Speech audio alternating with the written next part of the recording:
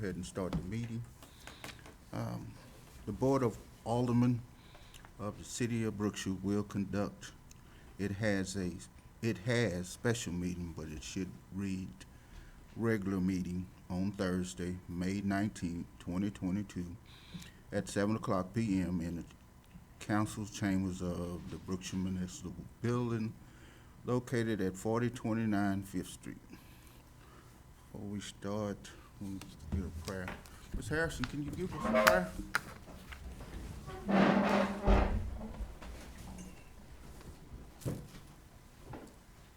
Father God, we come tonight and we thank you for your many blessings.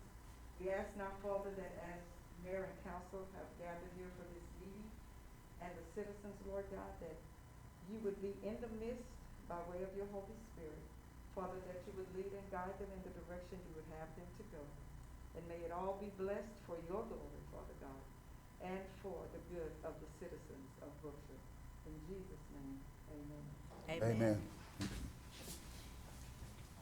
I pledge allegiance to the flag of the United States of America and to the republic for which it stands, one nation, under God, indivisible, with liberty and justice for all.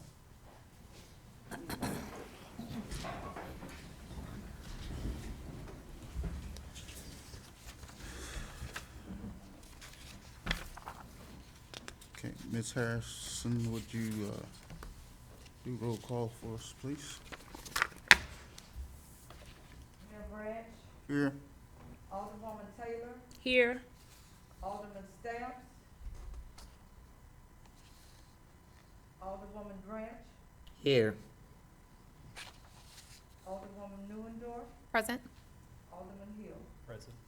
You have a quorum, Mayor. Thank you, ma'am.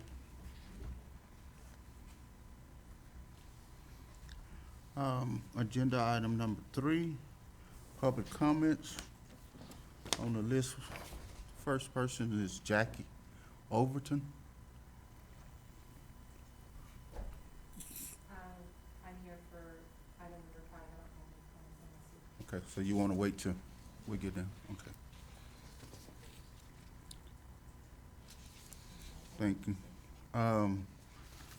Now we have Mr. Andrew, Mr. Mayor, we're here for a plat as well. the same one? No, the Phelan Bennett one, 9.7 acre. Okay. West side 10. Okay, Mr. Albert Flores? Can I approach? Sure. Everyone, nice to see you. Congratulations on the newly elected aldermen here, Ms. Branch. Won again, thank you. Mayor Branch, I'm here tonight, everyone knows me as Bobby. And, I've had my run-ins with the law back in the day. I'm proud to say, I changed my life, and I'm proud of what I did as far as moving forward from this community. And I'm still proud of the city. You have one issue with the violence in the city. About 12 months ago, my cousin, Amanda Sampson, first cousin, was murdered here. And that investigation went on, and went to trial, went to court, and the person responsible for it got his sentence. But just here recently on May 10th, on the evening of May 10th, my cousin was murdered. And there have no arrests have been made to this day. Myself, I am with the New Black Panther Nation. I'm the brother Minister Juan X. I'm the national investigator for the New Black Panther Nation. I do investigations for missing persons and murders in Houston. And when I came back from the hospital here at Brookshire, I was pretty much disgusted with what I saw. And the reason to say that is because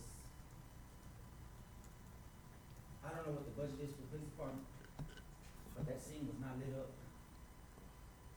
I seen actually an officer with a flashlight looking on the ground. That to me, you're gonna compromise your crime scene, you can't see everything out there. I don't know about the recordings, about the video pictures that were taken there. I didn't see anyone doing that, but I got there at 4 o'clock in the morning. I can only speak from the time that I got there, what I saw. You know, the place that, my cousin was murdered at, the police rode by there every day. They know what's going on. If they would've shut that down, we wouldn't be here. I wouldn't be here talking to you now. My cousin, we wouldn't have to be planning for his funeral on Saturday. So, I know, that y'all don't have to say anything to me, but I just wanted to make sure that I'm here on behalf of my cousin, DJ Stamps. Excuse me, I'm thinking about Mr. Stamps, cause I thought he was gonna be here, but my cousin, DJ Sampson, and also I have a cousin that's on the run, which I'm trying to bring him in as well, but he seems to be in fear. And, we are working on that, but, you know, it's not only baby Danny that's out there. There should be, people ought to be looking for it, or ought to be also, as far as up on the Brookshire Police Department page. There's other people on there, you know, so, I don't know if I can say his name, but his name starts with a J, and he had an incident at that same place a couple months ago with a shooting there, you know, so I'm just hoping that the investigation will move forward, we get some transparency, with the family, at least to my cousin Josie, because every time she goes up to the police department, she's turned away, she doesn't even know who the investigator is. I know one investigator, but, I know Anderson's the investigator on it, but I don't know if Molina's helping or not. I seen him there one day, but my cousin Josie was their first hands for DJ. They've been turned away like 3 or 4 times every time they go up there, and they haven't gotten any answers. No one has reached out to them. No transparency as far as how the investigation's moving forward or what. We just know that baby Danny's wanted. So that you know, if he did wrong, he did wrong. We want to bring him in to figure this out, but highly upset, my family's upset, you know, Uncle Jack's upset because someone just went to his house, probably about an hour and a half ago, and I don't wanna be quoted wrong, but I don't think they had a warrant to go out there. They should've called first and worked something out with them, but, I just wish that, maybe the city council would take in to the degree as far as maybe a budget for the city police department to have some kind of lights for the crime scenes that happen in the future, because we know Brookshire is a growing city, and we know that this probably won't be the last, crime that we'll have in the city of Brookshire, but maybe if they have some kind of a budget, maybe they could prepare better to investigate the crime scenes for the future. And, that's all I have to say. Thank you. Thank you, sir. Very much. Next, we have Ms. Laura Cardwell. You also for number 5? I'm here for item number 7. 7? Recording 5 as well. Okay. Would you like to speak now, or would you like to wait till we get to the? We can just wait till we get there if you have any questions. Okay. And then Chris Marsh? Yes, sir. Item number 5. Okay. You want to speak now, or wait? No, we'll wait. Okay. Public comments. Now we'll move on to agenda item number 4, discussion and possible action regarding ordinance number 22-698-15, adopting the 2021 annual audit. Before we go there, Mayor, did you approve for this to be on the agenda? No? That's not even on my, When was this posted on the door, Ms. Harrison? What time? The time is on there that we got posted on the. At exactly 7 p.m.?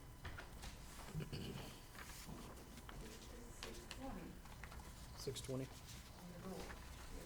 Okay. The issue I have with this, number one, the mayor sets the agenda, correct? Okay. The mayor didn't approve this.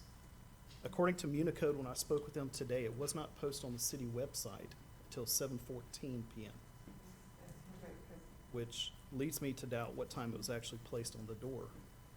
The mayor doesn't have access to the security footage to even know that himself. I'm personally not comfortable moving forward with this item because it's really not in order. And I will say, Mayor, there were emails, and we did talk about that the audit was ready to go on the agenda, that we needed to have it on this agenda. We did have that discussion. And it should be in your emails. Well, Mr. Hill, are you through? Yes. I'm not prepared to move forward. You hand me this at the beginning of the meeting, and I have not had a chance to look over it, and I'm not willing to vote on it tonight. Now, is this something that's time pressing? Is there some statute that we need to have it passed? It's, It's a simple question on that. Is there time press on this? that's not a question I can answer. No, it's not. Okay. So my motion would be to table this item for another meeting. Second. And the agenda was posted at 6:20. Mr. Lawrence was here. We also, were having a meeting. The agenda got posted earlier, and then it was brought to our attention that we missed putting this on there. And so Correct. the agenda was amended, and I posted it prior to the meeting beginning. Correct. Did the mayor approve the amended And agenda? then, no, we had already discussed that. Okay. He did approve, he knew that it needed to be on there. Correct. But the actual agenda, he did not approve. So he had approved it to be on the agenda prior to it getting on there. It got left off. So That- if you're ready that's to take what a was motion, brought that would to- be my motion. Then give me your motion. Your motion? Would be to table this for the next council meeting. Second. I will make sure that we timestamp the agenda before Um, it goes on the window. So- Your vote? 4.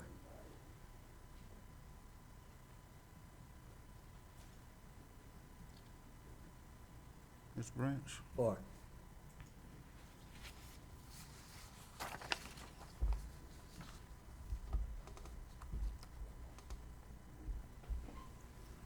Okay.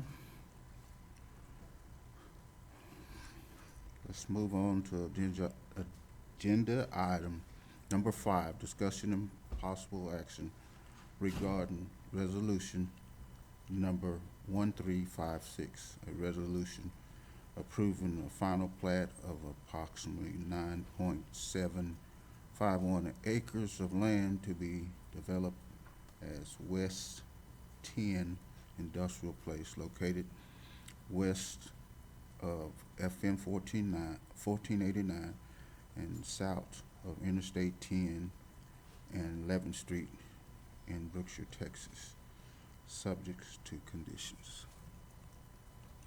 So Mayor, I know you have representatives from the development here, but your development services team has reviewed this and is recommending approval subject to conditions listed in the resolution. And this is just a final plat, so they've already the developer's already gone through the whole platting process. This is the final version that's gonna be submitted for your approval. If it's approved, then that allows the development team to apply for all the permits that they need for the final development of the project. Is there any discussion? Would y'all like to speak? I was about to say, if you'll indulge us, because there's a couple new members. I know I spoke with someone from y'all's organization on Monday, but just kind of give us a broad overview of what this project is going to entail. My name is Andrew Allen, I'm representing Civil Serve Land Surveying at Houston. We have a representative from the development team, people that are actually be working on the project once it's finished with the platting. So it's 9.7 acres, it's gonna be a couple spec industrial buildings. And so I think he could probably speak if there are tenants on board right now, but Phelan Bennett's specialty is doing spec industrial. So they basically come in to the land, do all the grading and clearing, and vertical planning, and civil design, and then they kind of put it out to the market to fill it up with a market rate industrial tenant. So I don't know if they're ready to talk about who the tenant is right now, but it'll be a Class A industrial facility.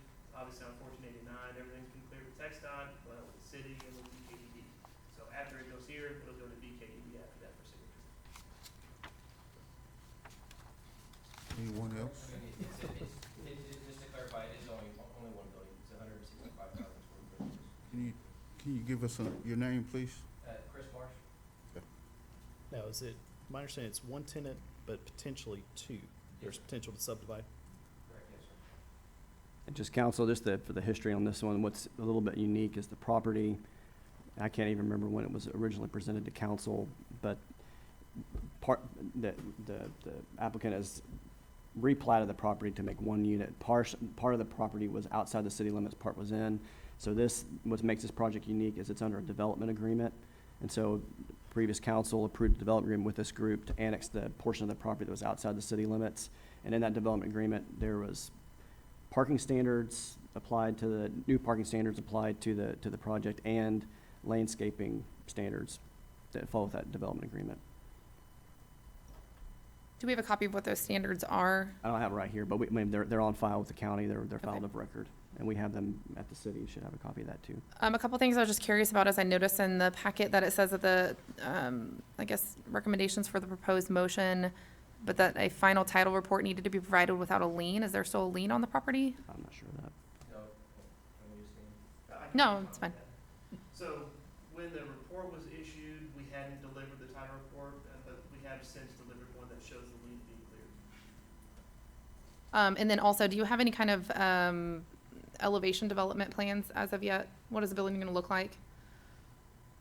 Sure. I mean, yes, there's, we have a full set of plans that's been approved by multiple reviewers, DD, Gunda, the city of Brookshire, and there is, elevations on there. It's a, concrete box essentially with, nice storefront entrances, louvers, of course, there's, wall packs, which are, lights on the building. There will be, multiple colors on it. They're more of like a light brown tan scheme, and then there'll be reveals, which are just, some accents to the building to dress it up. So it's not just a boring concrete, box. It will actually be a nice feature. So. That was just, I know that was one thing I was interested in. Just a lot of the development that we're currently seeing right now is a lot of the industrial warehouse buildings that were something that was started by previous council members, and I know not a lot of our residents are super happy about. So I think if we just could see maybe what the elevation looked like, that would make me feel a little bit more confident. I mean, is it and when you say it's 165,000 square feet, the storefront of it, are we looking for industrial warehouse? Are we going to have 18-wheelers that are backing up to loading docks, or is this something maybe where a smaller business would go in that could potentially be subdivided?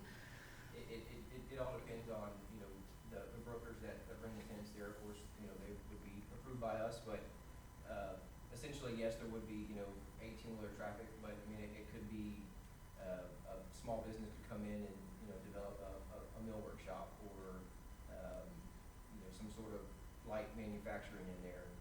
But I mean, typically, a lot of these are, as what you said, they're distribution warehouses. But with, this being a smaller town, kind of a little bit off the beaten path, it could, a potential tenant could be somebody who's manufacturing something. How many dock, Correct. Well, they're on one side of it, so it's a rear load building. how many bays are proposed? I believe, We could probably make sure that they get a copy of the plans. Correct, yes. Yeah, it's There's just a curiosity. distribution list, I think, for. I mean, it doesn't affect this, in my opinion. I'm just curious.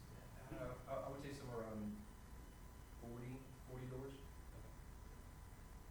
But I mean, again, I've built quite a few of these, and, sometimes there's tenants that they don't use any of them because they're doing, some sort of light manufacturing or, a mill workshop or something like that.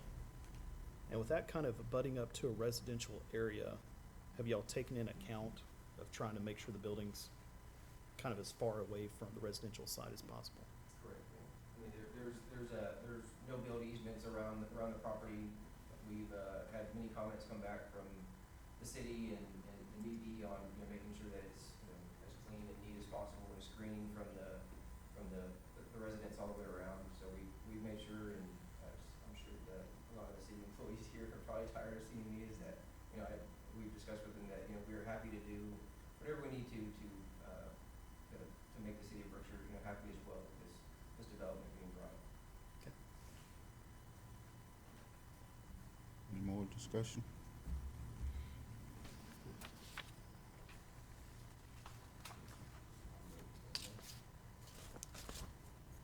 Make a motion that we accept resolution 1356. Second.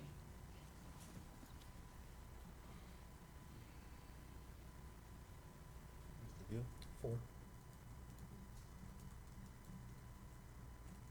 and Ms. Newendorf. 4.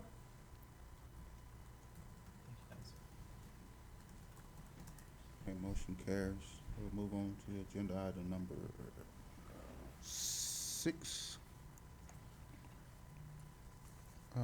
Discussion and possible action regarding resolution number 1357 of a resolution approving the final plat of the OLO Brookshire Reserve addition, creating one commercial lot approximately 21.369 acres, generally located northeast of the intersection of Garvey Lane and FM 362 in the extra territorial jurisdiction of the city, subject to conditions.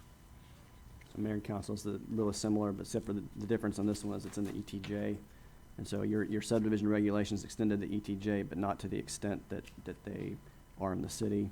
But this applicant has worked with the city on all phases of the project. So there's, again, a final plat for approval, subject to the conditions listed.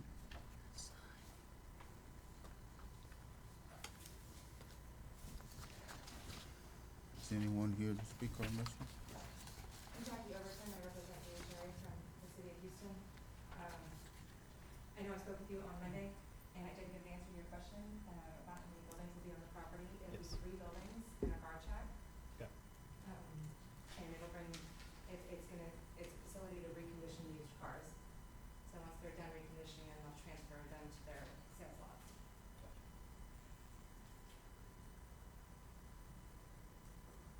More discussion? Anyone else?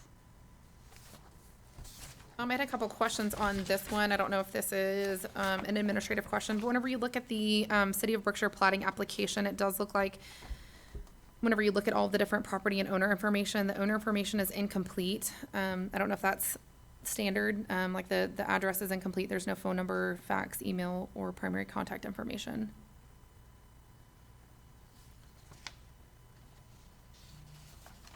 I don't deal with administration on that, but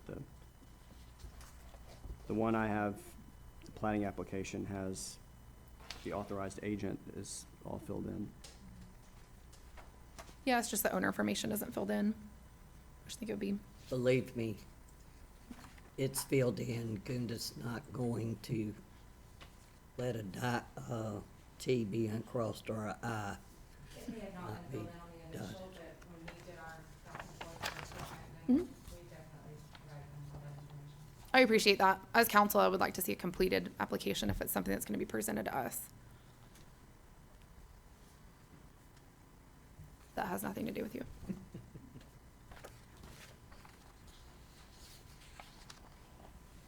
Okay. Anyone else? Any other discussion? Okay, ready for a motion? I make a motion that we approve resolution 1357. Second that.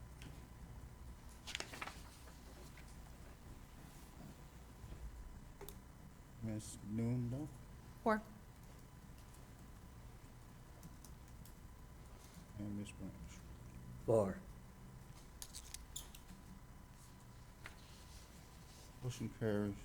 Agenda item number 7, discussion and possible action regarding resolution number 1358, a resolution approving preliminary plat for approximately 0.3623 acres of land to be developed as DMX restoration, located southeast of the intersection of I-10 and Solomon Lane in Brookshire, Texas, subject to conditions. So Mayor and Council, this is similar, except for this is a preliminary plat, so it's the first step of the platting process.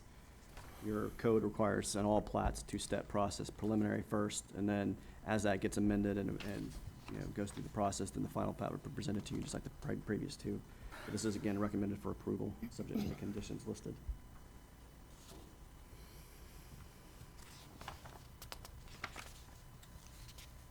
Do we have anyone here? My name is Lauren Caldwell. I'm with Survey One. We're doing the plat for our client. Their plans for the property are just to put a little small mechanic shop on it, with gravel, no paving or anything like that, because they didn't want to build like a storm system, because it's all open ditches out there. So they're gonna do gravel and then just the mechanic shop. And it's only 4,700 square feet, so it's not even a really huge building. They're gonna do landscaping in the front and all that to make it a little prettier. It was originally a residential and now it's gonna be, we're proposing to be commercial for the mechanic shop.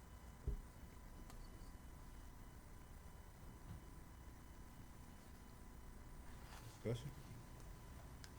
Do our ordinance address the type of facade on metal buildings? We can't, well, the legislature took our ability to regulate any kind of facade material, so we can't address that. I think there is a portion of the code that exists now that talks about that, but that has been overruled by the legislature. Okay. And do our ordinances address gravel versus paved? They do address that. I think they're allowed in certain portions. I think it has to be, like she said, a very small, A certain size or under. and I know that our ordinance also addresses parking spaces for the amount of parking spaces per that, so I'm sure, once again, that's been,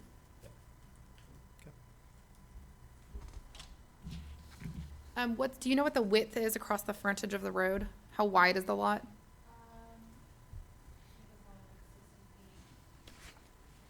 That's what I was guessing. I'm like, it looks long and skinny, It is. but it's only a third of an acre, 4,500 square feet, is that what we said? Correct, and it's. Or less than. The building, or it'll go back of 100 feet and another 45 across, so we have like a 20-foot drive that comes into the back further to store cars and whatever else they need to store in the back. So they are taking into account to try to make it pretty, you know, if you're like driving by, they're gonna put bushes and all that fun stuff at the front, so.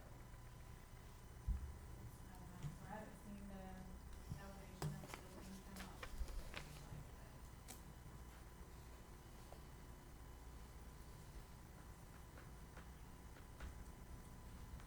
And just to remind, this is the preliminary plat stage, so it's just the very initial. So if there are any changes, there's probably gonna be some changes to the plat as it goes through the development review.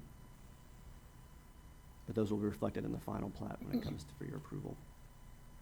Are there any other commercial properties along this roadway, or is it completely surrounded by residential?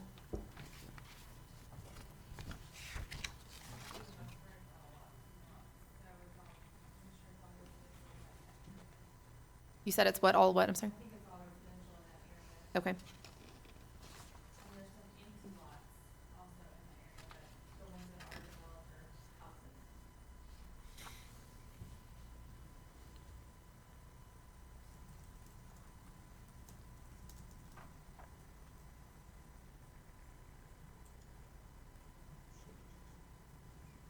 Southeast of RT, okay. I was just reading them. Any more questions, discussion?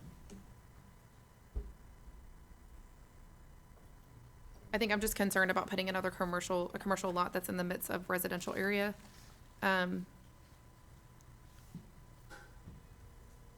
Brookshire is already pretty mechanic heavy. once again, we don't have zoning.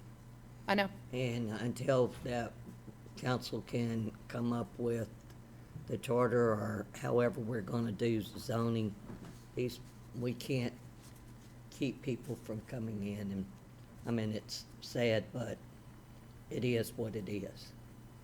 There are some, recently related to that, you have adopted, well, the council's adopted an updated type of landscaping requirement, which addresses that to the best of your ability, you can do without zoning. And that's, you have like a stepped system where, you know, originally you could have theoretically a residential use right next to a commercial use on lot.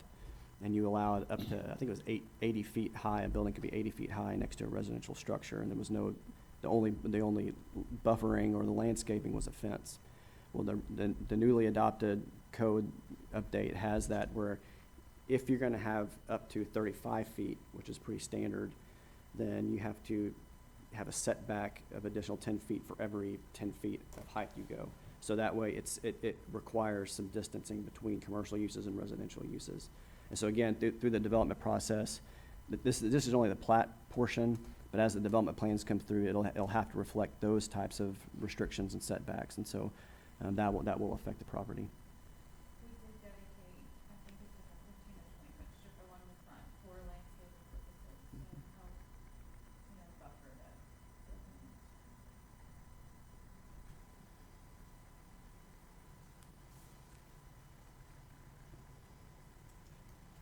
Any more discussion?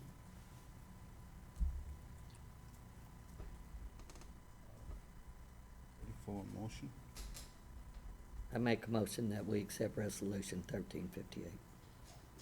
Second.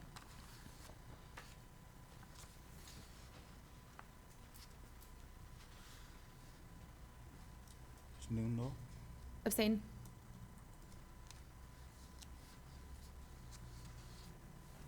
And Mr. Hill? 4.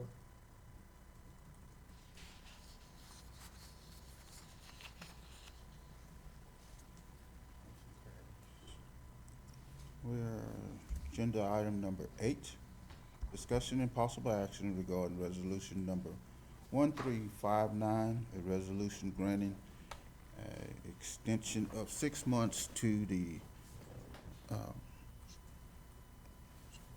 extension of 6 months to the supplemental date for Geo Solutions LLC or its representative to submit a final plat for the Twin Woods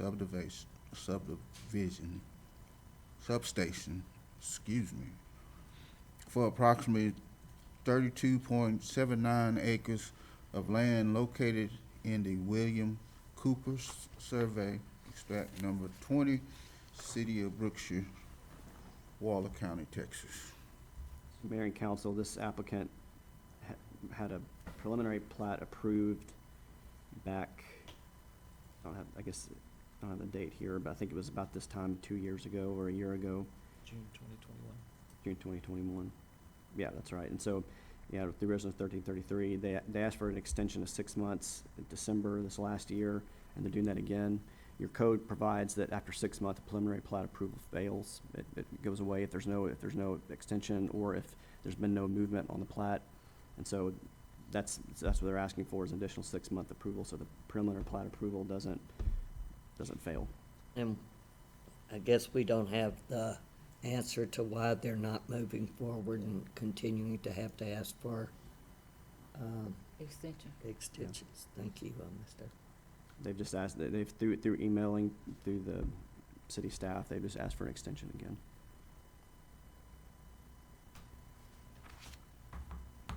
It's a big subdivision, and I think that we ought to consider it, but let's hope that they move forward if we do.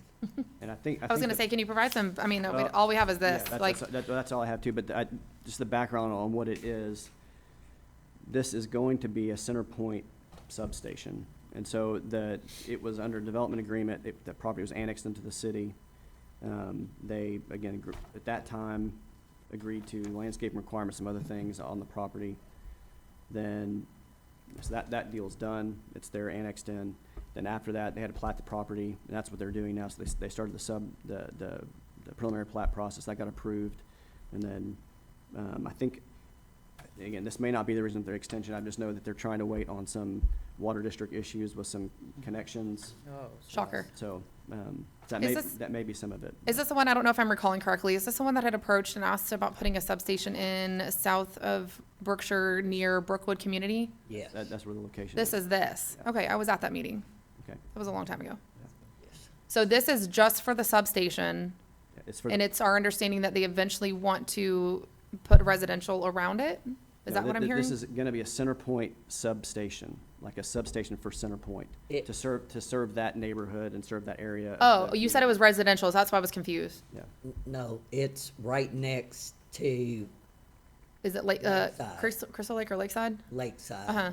And they've done all the setbacks. It's Right. nothing, No, I remember this. I was sitting in the meeting whenever the discussion was happening and people were asking how close is it to the houses and things like that. and, But it's set back from the road and it's near Brookwood and, yeah, okay, I'm but they put it so far back that correct. you're not even gonna be able to really even tell that it's. No, I understand. And they've already agreed to the landscaping requirements to help. All that, Yeah. yeah. Oh, okay.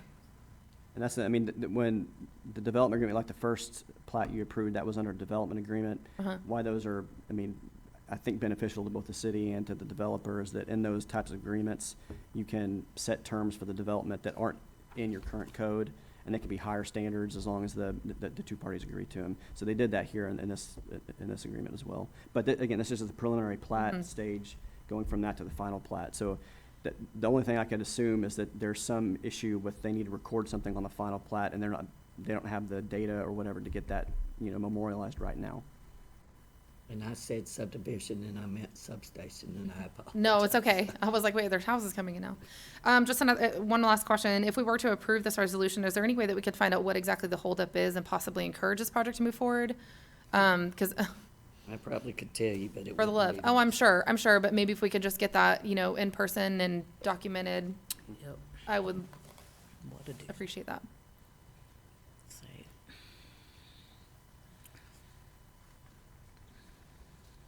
Ready for a motion?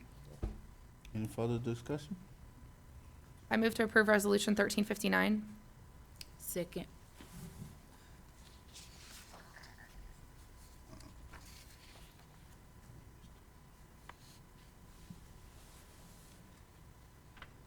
Okay, Mr. Hill, your vote. 4. Ms. Branch, your vote. 4. Motion carries. Agenda item number 9, discussion and possible action regarding resolution number 1360, a resolution directing the Brookshire Economic Development Corporation to suspend the creation of any new or existing projects until after the city fiscal year 2022 through 2023 budget has been adopted by the city council of the city of Brookshire. Discussion? Mr. Pruitt, if we approve this tonight, but then the council comes back and sets guidelines for projects on the EDC, et cetera, we can always come back and rescind this, correct? Any resolution that you adopt, any ordinance you adopt can be rescinded through subsequent action. Okay. So, I just said that Just the requires a impact, 2/3 vote. well, I mean, it depends what, for a resolution, it's just overdoing it, so. But the impact on this, just to people, make sure we're understanding the language correctly. You as a council have, by statute, have final approval for any expenditure of an EDC, of your EDC, and of any program of the EDC. So, and you also have the direct right to audit the EDC at any time, access to any books they have. So that's why it was drafted in this way, that when you see the budget coming, then, I mean, what that did is that the email I got about making this resolution was that just to stop projects, but generally you'd want to have some kind of parameters around that, and you want to know what that's tied to. So why it's drafted the way it's drafted is that depending on what city you're in and what EDC, how they operate, some EDCs will be on one end of a spectrum, how the EDC and the council interact, in that the EDCs will, even though they have, I mean, arguably inherent function to approve projects on their own, what they'll do is every single project comes before the council for approval. And that's in addition to that EDC will submit its budget every year to the council for approval. And in that budget, depending on how it's structured, it can be very specific with line items that say exactly what the projects are gonna be. A lot of times what you'll see is budgets that have just general type of categories like land acquisition or incentives or something like that. And then what that EDC will do is send all projects for final approval to the council. That's one way that some EDC's councils interact. Other end of the spectrum is that a generalized budget is sent to the council every year for approval, and the council and the EDC treat that as approval of all projects, and then the EDC goes and does its thing on creating projects under the statutes. A lot of times it's in the middle. How your EDC does that, I'm not familiar with how detailed your budget is that gets sent to the council, but their projects are generally approved that way, and then the EDC functions throughout the year and creates projects subject to those generalized budget categories. The reason the word project is important is that EDCs outside of administrative expenses and, some kind of, land acquisition, really the only way that an EDC can spend any money is through what's called a project.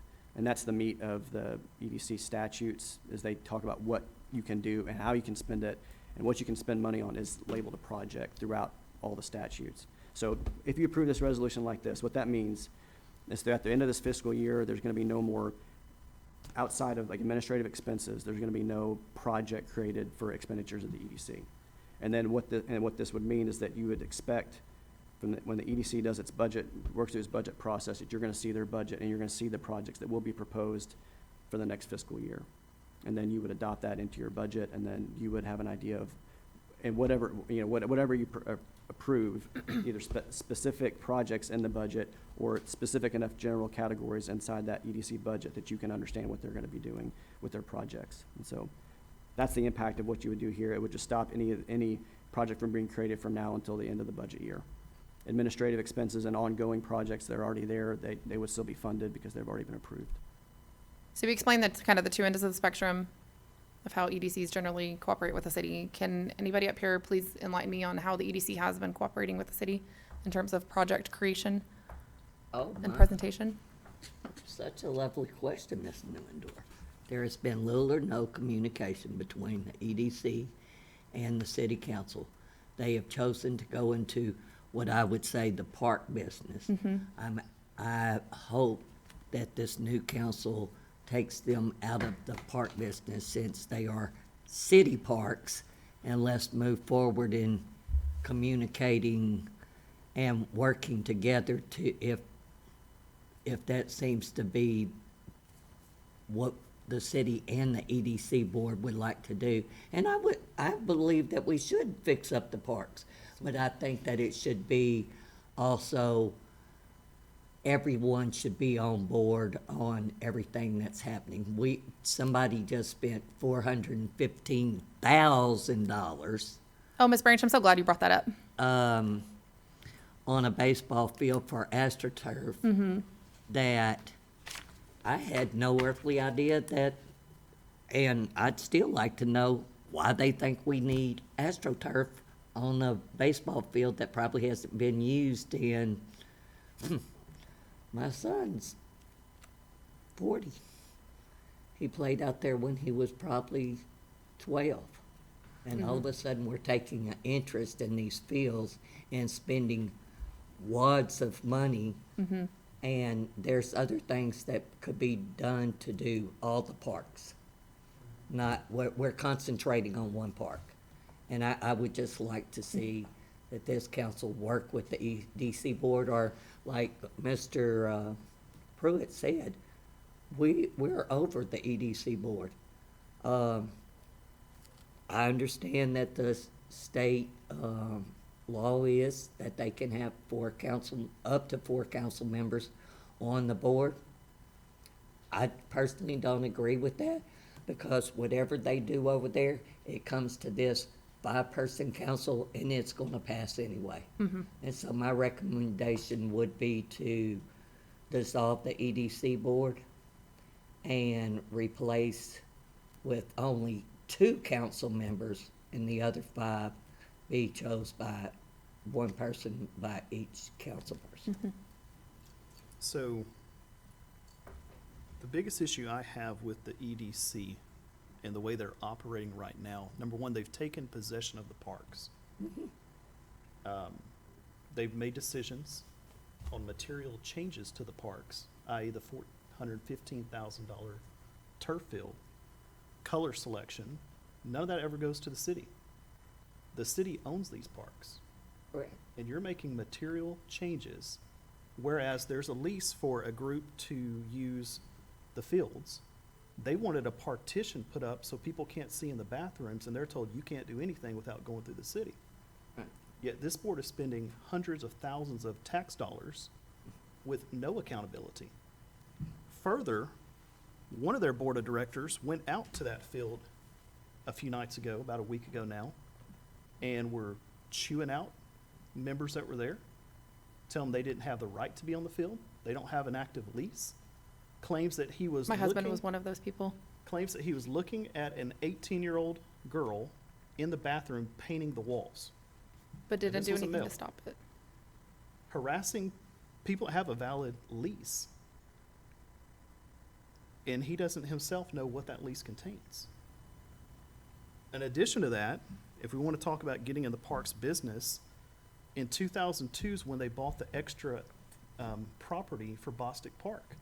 That has not been developed That and we've- been begged to at least fence it in. That we've yet to just extend the fence. Yes, yes, sir. So we're talking basic stuffs, and then I listened to them in several meetings say there's hazard to life Yeah. out there. Something fence. And it's been brought to the council's attention, yet I've not seen single action from this council that says, Public Works Director, Mr. Kelly, and no offense to you, get out there and get this stuff fixed. So we're grandstanding by spending hundreds of thousands of dollars for a legacy project, in my opinion, and then we're gonna say the people that have a valid lease cannot use it. I'd like to make a point on Mr. Kelly's behalf. Mr. Kelly doesn't work for the EDC. I agree, but yet he's being called out on a regular basis. That's correct. And that was the point. Another board member for the EDC has suggested that they go in there and put sensor lights in the bathrooms. Where's their role in this? Why are they directing the Public Works Director to go pick up parts? When did this come about? About 3 weeks ago. So I'm of the mind that until we can establish a better understanding of their role in the city, this needs to have a stop put to it. And there's other issues that we can address in other agenda items down the road, but we need to understand what our citizens are asking for. And if we're not gonna be equitable, because it's been said many times, we're not moving on to another field or to another park until Hovis Park is done. Well, guess what? There's 3 more baseball fields out there. So if we're gonna spend another 800,000, 1.2 million, No. the additional problem I have, this man who got Water the tank. contract has never done one of these fields before. That's a sweet gig to have never done that before at $415,000, and come to find out after it's done, we need to have a maintenance agreement every 2 weeks. Why was that not part of the original approval? And then on top of that, there are several issues. So where I'm going with this, and not to belabor it anymore, I don't believe the EDC right now is acting in the best interest of the city because their focus seems to be only parks. They're taking projects as the consultant sends to them, and I'm not saying Mike Barnes is a bad person or he's doing anything wrong in what he's doing, but there doesn't seem to be a tangible focus of that board, and I don't believe they should be able to continue in the vein that they're operating in. I totally agree.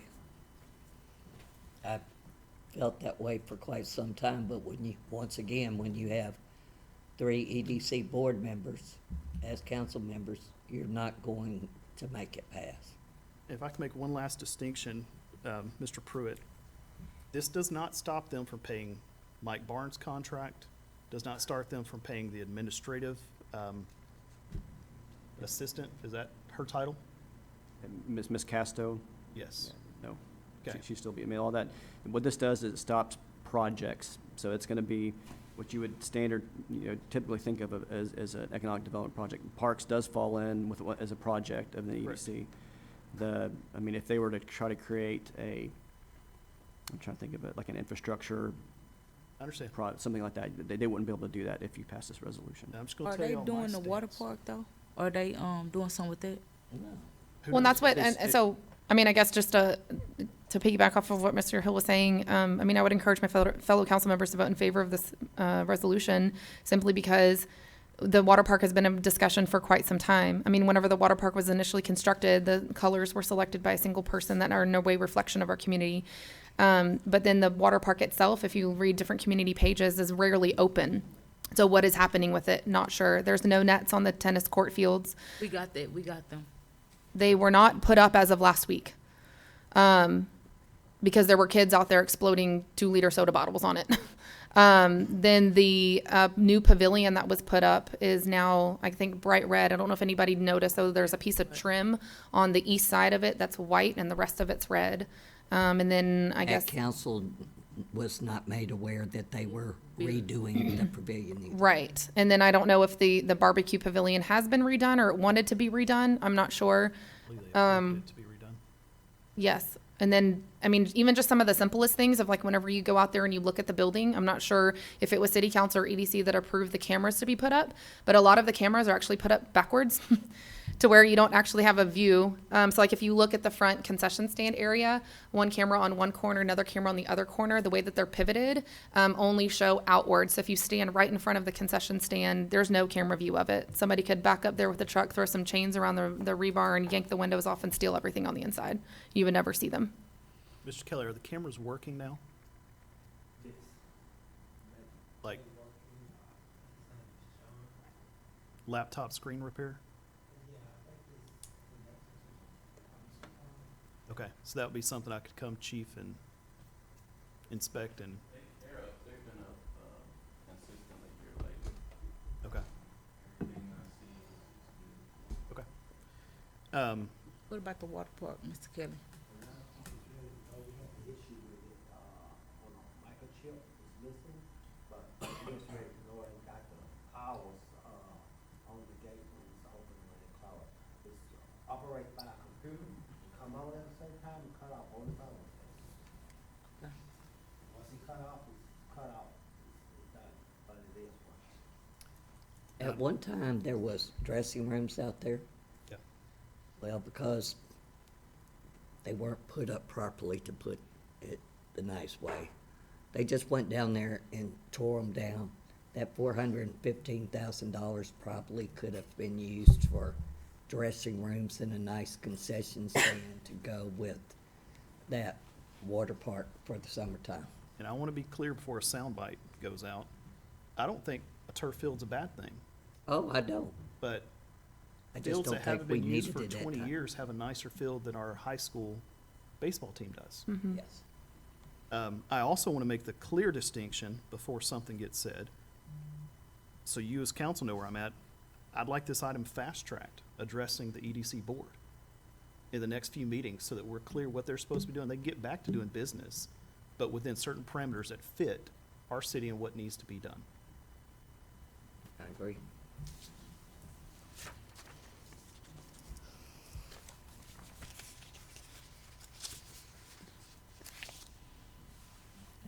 Would you like a motion, Mayor Brent? Yes, ma'am. I make a motion that we adopt Resolution 1360. Second?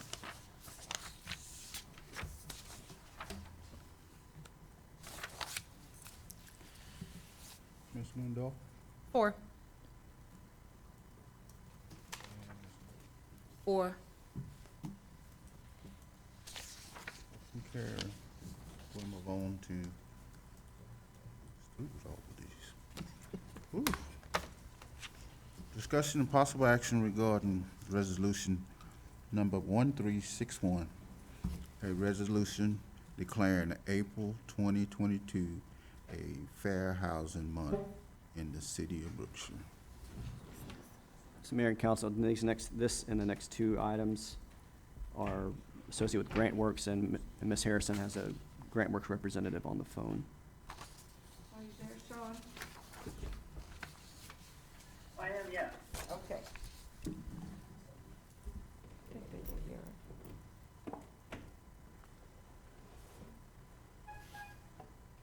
So, just a quick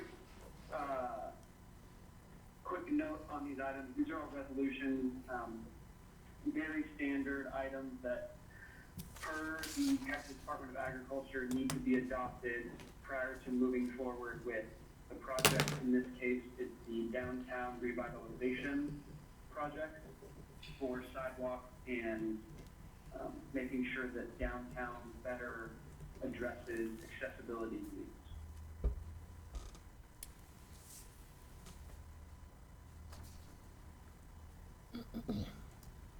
Did y'all understand what he said? Yes, ma'am. What he said. How much is this grant for?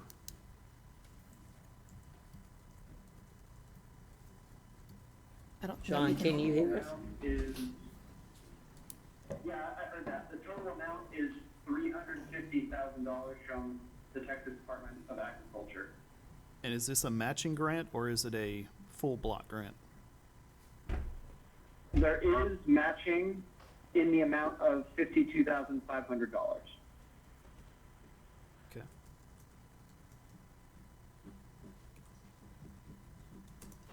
And I guess, Mayor. how many linear feet of, what sidewalks, I mean, when you say downtown, what are y'all calling downtown? That's me, my question.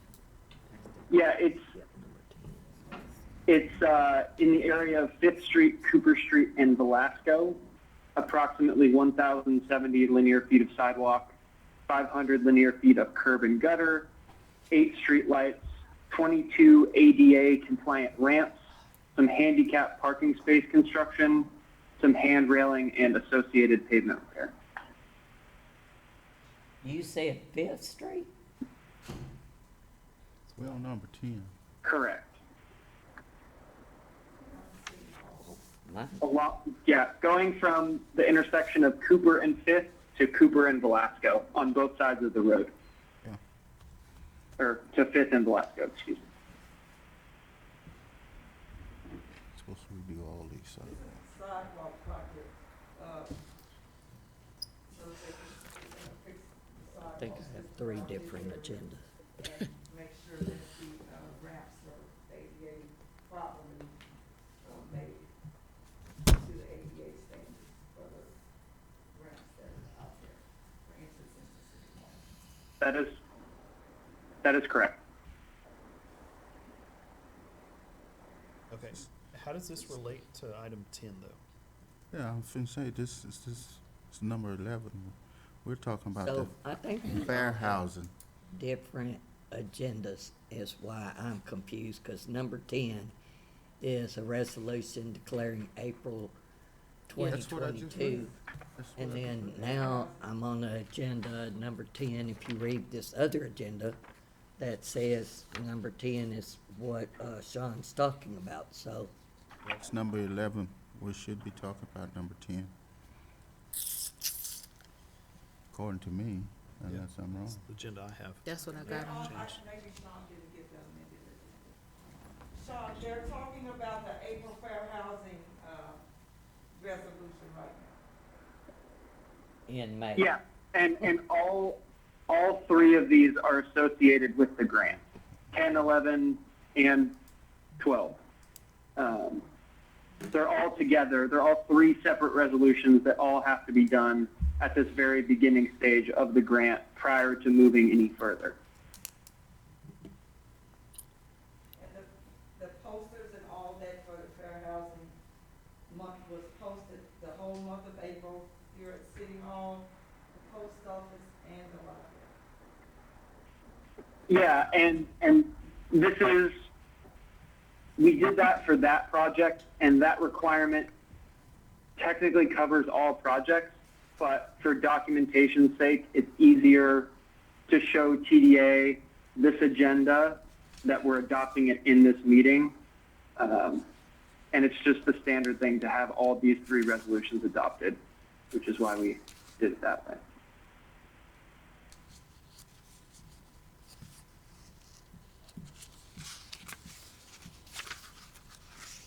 So now that we're in May and on number 10, I guess we'll make a motion that, Wait a minute, it's not May, it's April.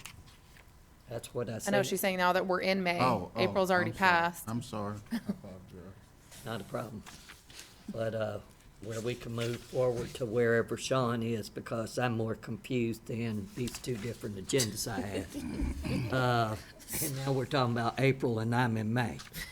So where I can get back on track, I'd like to make a motion that we accept Resolution 1361, a resolution declaring April 2022 as Fair Housing Month in the city of Brookshire. Second.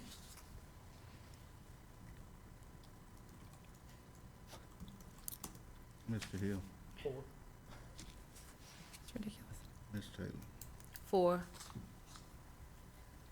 That takes care of number 10. Mayor, if you wanted to, you could probably do 62, 1362 and 1363 resolutions that are associated, unless you also have separate questions for those individual resolutions. So I know that you mentioned that it was going to, this is for you, Mr. Sean. I missed the exact number of linear feet, but that it was going to be sidewalks with curbs, gutters, lighting, ADA ramps, et cetera. Is it going to be the style of gutters that our city currently has, or is there any room in the budget to explore any type of culverted draining system? I would need to get back to you on that, specifically both with the engineer and this grant. This is different than other Department of Agriculture grants, some of which do cover flood and drainage, but this one tends to be more specifically on downtown revitalization, especially in terms of like improving access to downtown businesses.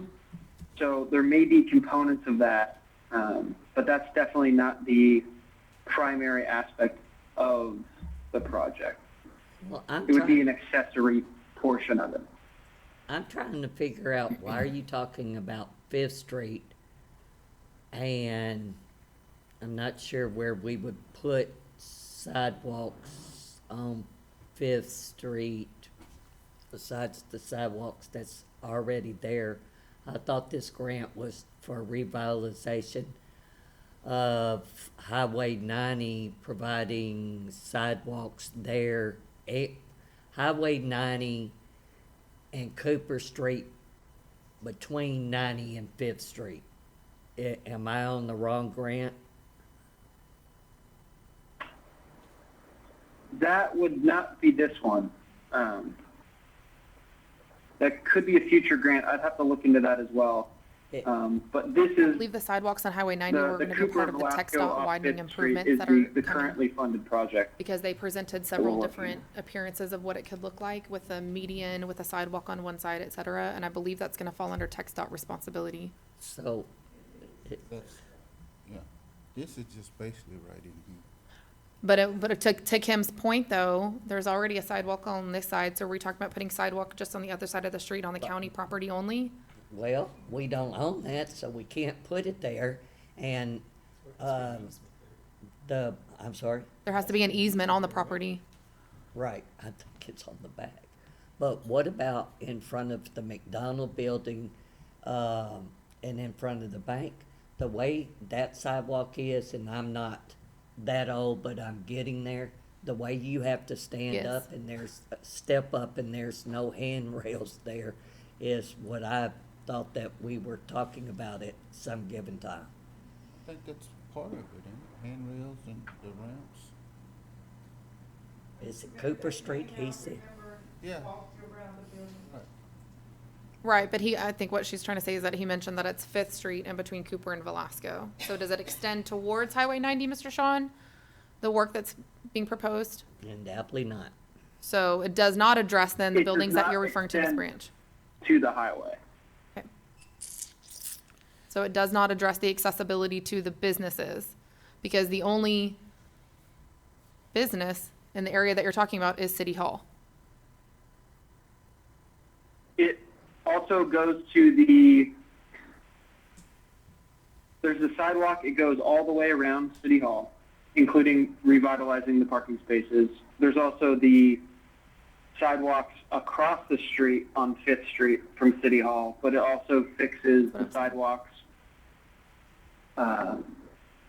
east of City Hall on the other side of Velasco, as well as across Cooper west of City Hall along that business there in an L shape, and north at the business at the intersection of 5th and Cooper across from the museum, as well as installing ramps at the museum.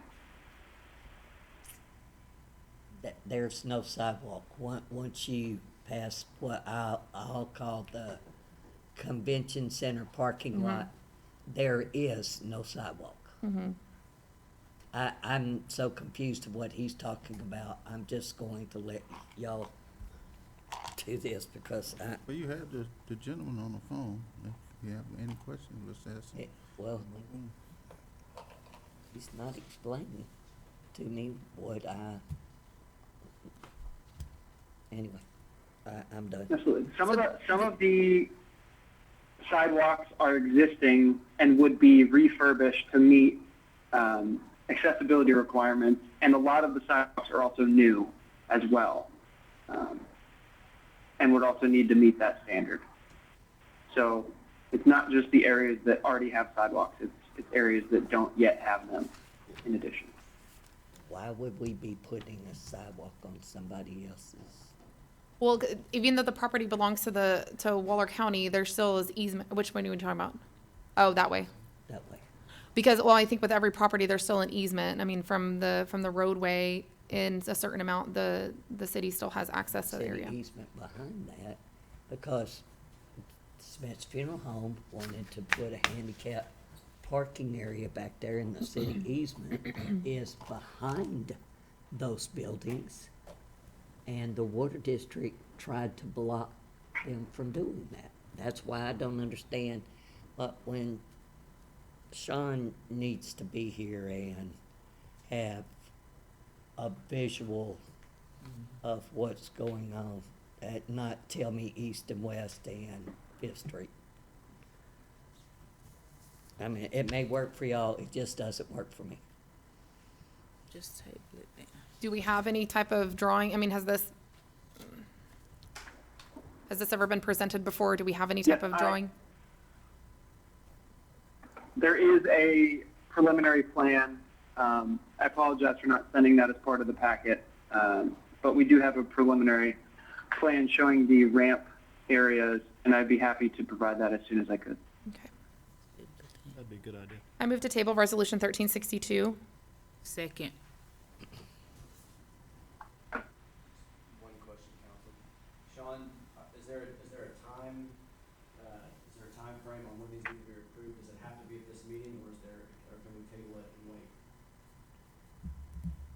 wait? There's not, unlike GLO projects, there's not technically a deadline for these.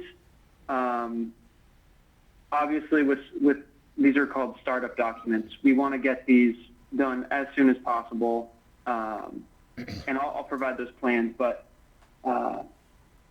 we need to get a contract executed with the engineer, and once we get these startup documents processed, we can then begin the environmental review process, which in this project case will most likely be very straightforward, but is a requirement of the grant. But we can't start that environmental process until these standard resolutions are adopted. So there wouldn't be a problem with waiting 2 or 3 weeks until the next council meeting? there's no firm deadline on that, no. So I think some things that would probably make council more comfortable would be some sort of drawing and scope of work of where exactly the project is going to take place. I personally would like to see exactly where ADA ramps are going to go. And then if we could also have, I'm not sure who that request would go to, if we could double check where the easements are along all of the properties that are being proposed to have the sidewalk added, just to make sure. I know Ms. Branch, we're talking about the project or the property across the street from where we sit right now, is currently owned by the county. And if there is any thought that the easements are potentially in the back of the property and not in the front of the property that would prohibit those sidewalks from going in there, then we need to know that before we make a decision on that sidewalk. And if that property doesn't work, then maybe we can just put a sidewalk somewhere else.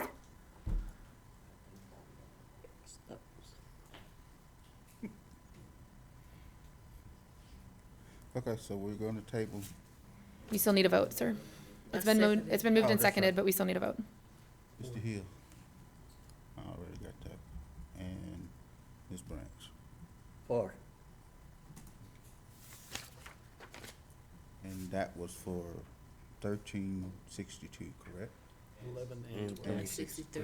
I did not. My motion was only for 1362. Yes, sir. I'm kind of confused because 63 doesn't talk about sidewalks at all. It talks about second language learners or, Thank you. so, Ms. Neuendorf. All 3 of these things, every time there's a grant, mhm. you'll see at least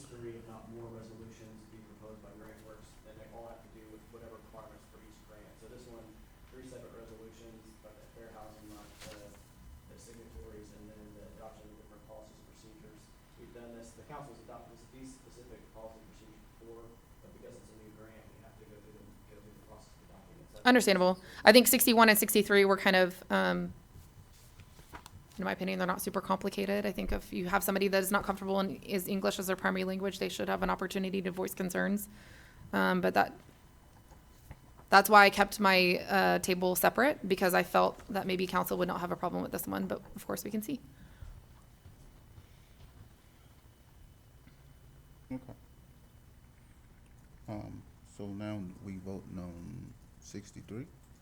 Yes, but a motion hasn't been made. Make a motion to table resolution 1363. Second. Ms. Wendell? 4. Linda?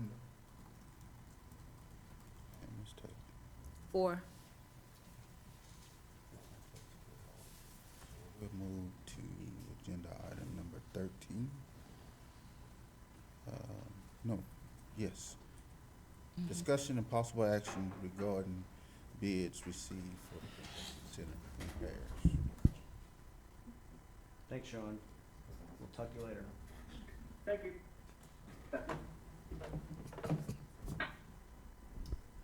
Have any bids been received this last round? Has what now? Any bids been received this last round? No. No bids were received this time. Do we have a copy of the scope of what's being requested? On that other packet, it's not in here. Is that There's something? three commodes in the restrooms, the drain, the sinks. I do remember that. The floors are gonna be And redone. the hallway with that non-commercial. No, the hallway was taken off, y'all. Said to strictly the bathrooms on What? this last one. Well, Haven't we had a scope? undoubtedly, I Yep. must have missed that meeting, but there's no sense in repairing the restrooms and not repairing that one hallway in front of the restrooms that has non-commercial, very slick tile there. And when they pull those toilets out, plumbers are not going to cover that up, and it's going to get broken, shattered. So I'm not sure who made that decision. They did because they wanted to see how much the restrooms was just by themselves and not Okay. the whole. Have we received a bid ever? Yes, it was too much. Who was the what- individual and what was the bid amount? Mr. Woods. Woods, yeah, Mr. Woods. Gomez, it was like 52,000. Okay. There was another bid by Mr. Woods. He has never given us a bid. Y'all need to get clear on that. What Mr. Woods did was have people that do that kind of work come in and give us an estimated cost of what we were saying needed to be done in order to get the specs to go out for bids. He never gave us a bid. He has not ever presented or put in a bid. Mr. So Gomez? writing down numbers and the approximate price of what it is not a bid. We had not gone out for bids. When he did, we have to have specs in order to go out for a bid. He only was helping us get an approximate look at what it was gonna cost to get those things done. Then you put that in to the newspaper, wherever you're gonna post it, and accept bids. There's other documentations other So he than thought he was just the bidding, cost though. that are Then- included in those Thought he bid was a packages. bid. That's what I was thinking. He thought he. Then we talked to Mr. Woods to see if he would go ahead and do the bathrooms, since he knows what's going on or what needs to be changed. And he never got back with us after that. Okay. And this was advertised in Waller Times how many times? Probably, oh my, at least 3, and we put it in the Katy Times this last time. We're having trouble getting Houston Chronicle, but it went in both papers this last time. Do we have, okay. Mr. Gomez, how did we get his bid? He was here, National Like two. Wood Furniture that has that never done came work. back and And I He was have, supposed to go with y'all, but I remember. yeah, Yeah. Yeah, he was supposed to come back and walk through it. What pushback is Houston Chronicle giving for putting it in there? We're not, staff hasn't been able to reach whoever we need to get the bid in. We've been given information twice, but nobody's responding. And then Katie Times, what was the run date on that? I'd have to pull it the same, they ran the same week. I know Waller Times only runs on Wednesdays. Not sure what day Katy Time does. Is there a way to get that on our city website? Because it is not on there. I know you've said in the past it is, but it is not.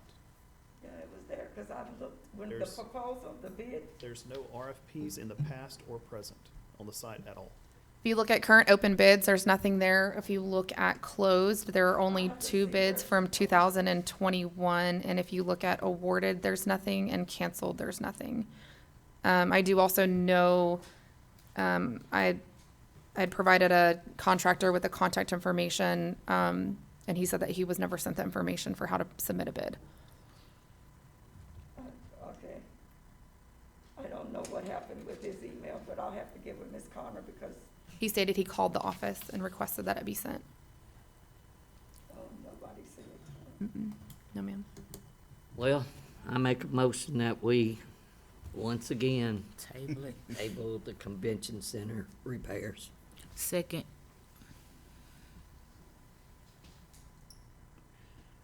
yeah.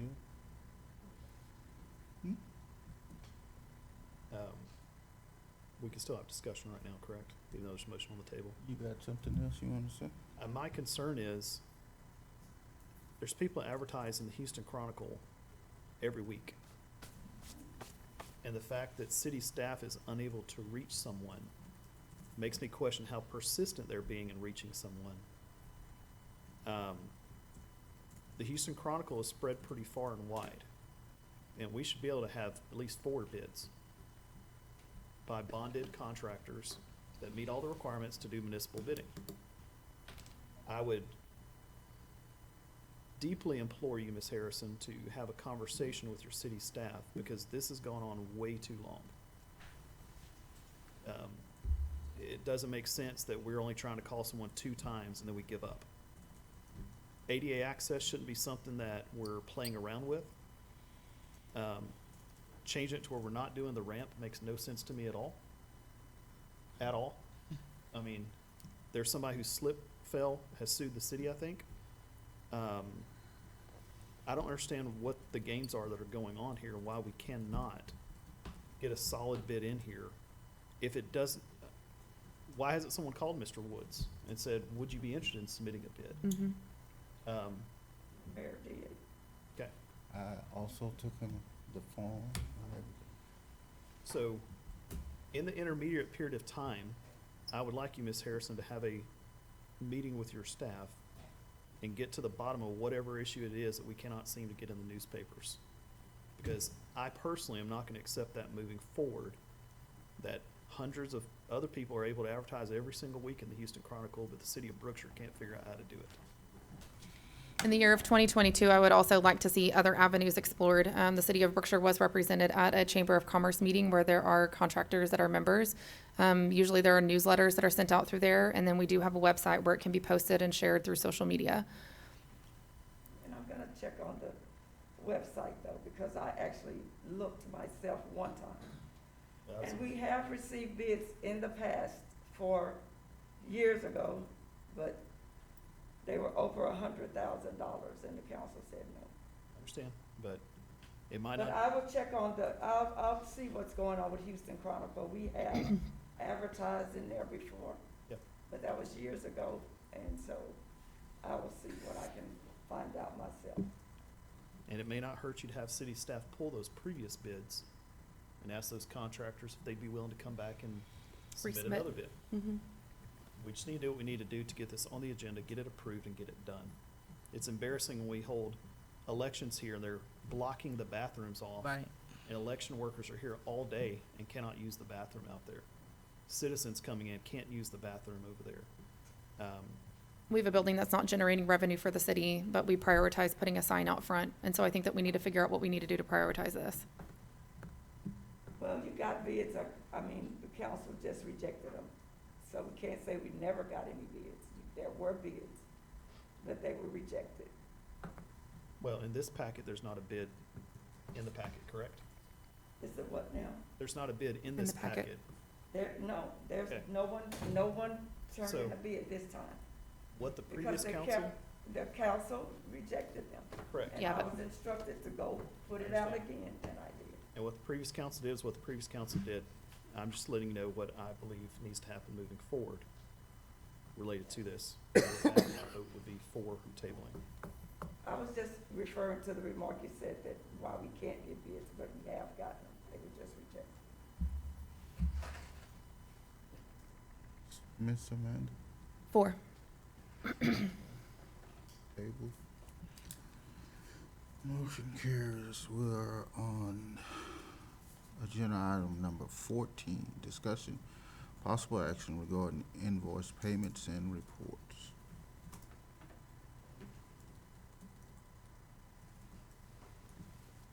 Discussions, Yes, comments? sir. We have lots. Chief, I'm glad you're here tonight. Couple questions for you on y'all's invoices. We're buying business cards at 2 different printers. One in Sealy, one in Katy, about a 3-time markup for our lieutenant ones with the gold foil. Is Katy printers not able to accommodate that at a little bit better price? I think, the city, actually, I'm not sure if Katie has those, in the different style. Yeah. How many officers are gonna have, I know Lieutenant Carey, Lieutenant Molina, who else has the gold foil business cards? I have them, just the admin staff has those, So which is gonna be all supervisors. approximately how many people?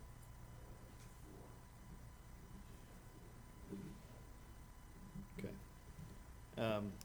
I mean, at 3 times the cost of the others, I would just hope there's more economical option out there than what we're spending on that. The WatchGuard invoice for the body cam, the letter references that back last year, evidently there was a malfunction or a breakage. The body cam, it was never returned, so now they're billing us $895 for the unreturned item. Are you able to speak to that? All right.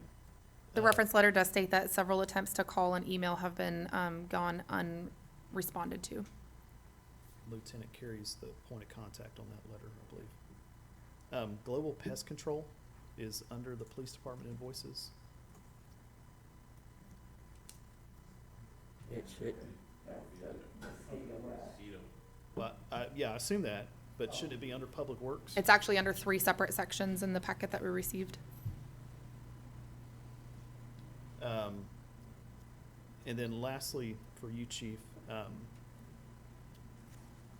have we considered consolidating down our maintenance to local vendors only and trying to narrow how many people we're using? Because we're going to Sealy, we're going to 3 different people on this packet alone. That the vehicle maintenance? That was vehicle maintenance, that was tires. Actually, we do, the majority of our vehicle maintenance, we have an agreement with Hugo here in town. Sometimes depending on what it is, or if he's behind, then we'll go to, Rogers. They do real good work. But yes, we typically do keep it here locally, but tires, they have a discount for police vehicles. And they Okay. have to be special rated tires. So the, And the only place for those that everybody pretty much goes to is Riverside. okay, great. So the 2 squad cars that got tires at Brookshire Hyundai, why were those not serviced at? Brookshire Hyundai now has those in stock. They've been getting a couple of Okay. them. And also they do some oil changes there as well. Yep. So we do, since they've been here, we have been incorporating them. Okay, so we can start moving forward with that. So then is the Berkshire Hyundai invoice for actually the set of tires? Like an actual set of tires? I'll have a copy of it. Okay. because whenever you look at it, hold on, because there was like 3 from them. The invoice it says that it's for mounting and balancing 2 tires at $628. So it's actually the purchase of the tire and the mounting and the balancing. Because the way that it reads, looks like we paid $628 for putting tires on and balancing them. Okay. I had another question. If one of the front invoices for Quill, can I ask why the police department is purchasing so much color toner? Those color toner cartridges are extremely expensive. We have several printers, everyone in admin probably has their own printer. We do have a Xerox machine as well, but yes, we do have different printers in each office pretty much. Which I understand having a printer, but, I mean, is there really that much that needs to be printed in color at a police department? It depends. I guess with the exception of a photo or something? Probably used for color, but, I'll look into it and check future reference. I had the American Law Enforcement Radar Training. What is that for? Is that recertification of the lasers? Okay. Some of these are just, they're very unclear, and some of them were like handwritten receipts. It looked like that were kind of illegible.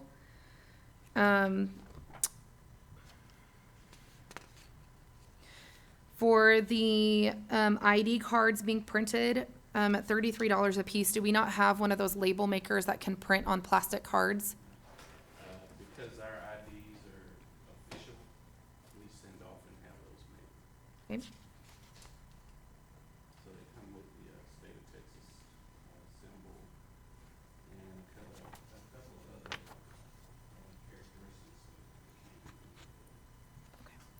characteristics. Just a note, the Ultimate Lighting Solutions invoice has actually 2 different cars that are listed, well, not 2 different cars.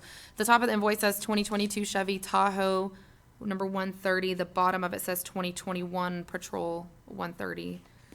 So that would just be like if we see discrepancies in those types of invoices where, you know, it could come back on our record keeping side, we may want to call those to the attention of the businesses.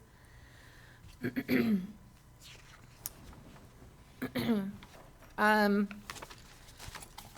did have a question about, so the R. Garza's tire, where it looks like, I guess, several vehicles were possibly washed. It was some tire repairs. Okay.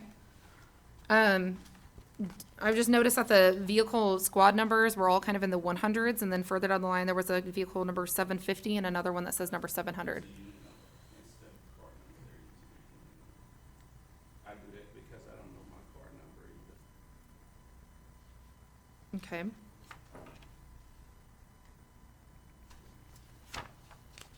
So are those 2 units city-owned vehicles, 700 and Yes, 750? they are. Okay. They have a particular, when we first, they have a particular unit number assigned to it. And then, of course, our unit numbers are gonna be the 700 numbers that you see. I think I maybe have one last question. Oh, maybe 2. On the Quill invoices, at the bottom of the invoices, they look to appear as if there is some sort of reward system. So on the first one, it says like a free Tide-to-Go pin. That one's not so much a big deal. My concern is with the second one, with the order of the black restaurant chairs. It says a $25 treat yourself e-gift card. I'm not sure if that is automatically added to invoices or if somebody had to specifically select those. But for an invoice that's coming from a police department, if somebody is selecting those, that doesn't have a very good appearance. It looks like somebody's getting a $25 gift card for free, and who did it go to? And is this based on the rewards of taxpayer dollars that are being spent to pay these invoices? So I would just like for that to be looked into. And then the last one, excuse me, the last 2 invoices from Hugo Auto, it's kind of hard to see. So the very right side of the page looks like it got cut off in the scan. And then there's like a circle and an X, but on what I can see is there's a number under the tax. So I don't know if we need to check and make sure that tax was taken off of those invoices. I think But I can't tell if that was like X'd off or something. I don't, it's a little bit difficult. Normally, if we do get taxed, we'll take it off. That's the last of my questions on the police department ones. Under fire department, the invoice for the fire department there for CenterPoint Energy is the city hall address.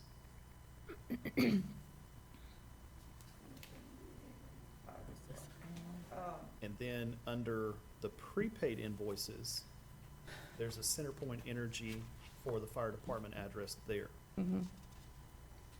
CenterPoint Energy, CenterPoint Energy, yeah, that's the lights over there okay. at the building that's under, it does, in the budget, it's not called fire department anymore since we don't have it. But on the bills, you'll see fire department Right. still on them.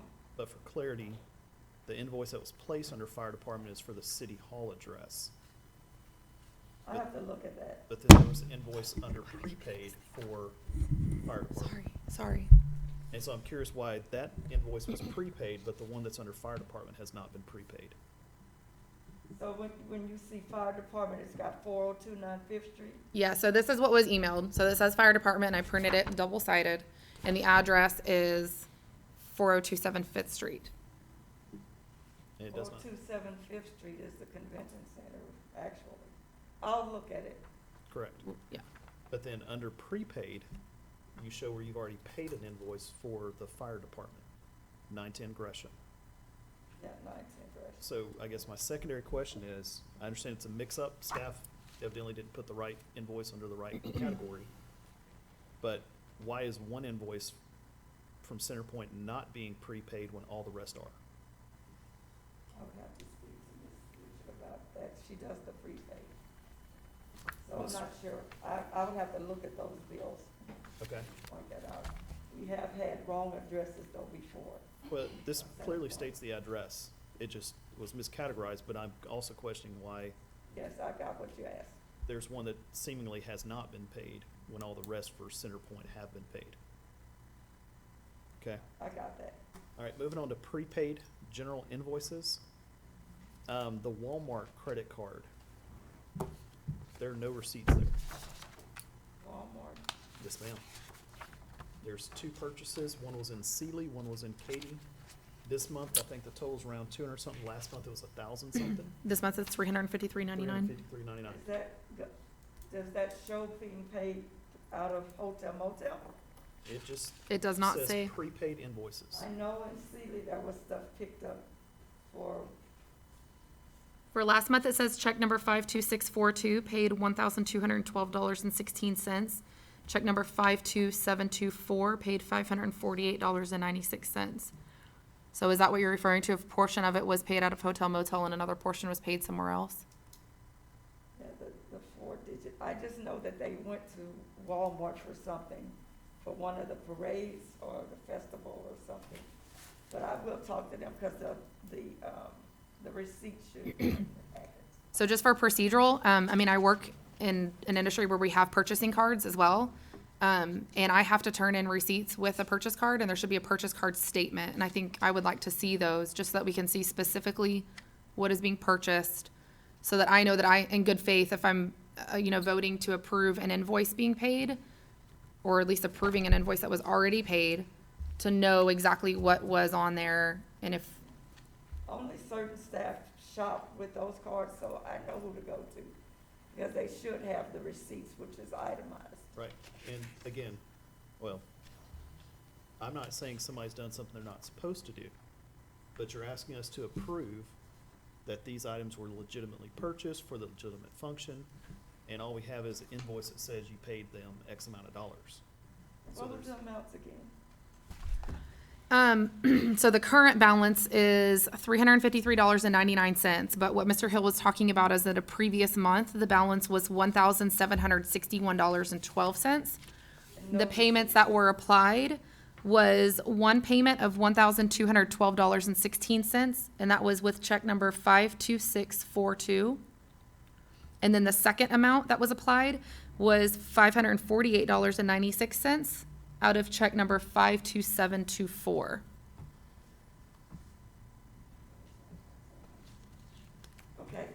and I have to, yeah, and that's in the admin department. No, this is under prepaid general invoices. It's general, okay, so I've got to figure out which department this is for.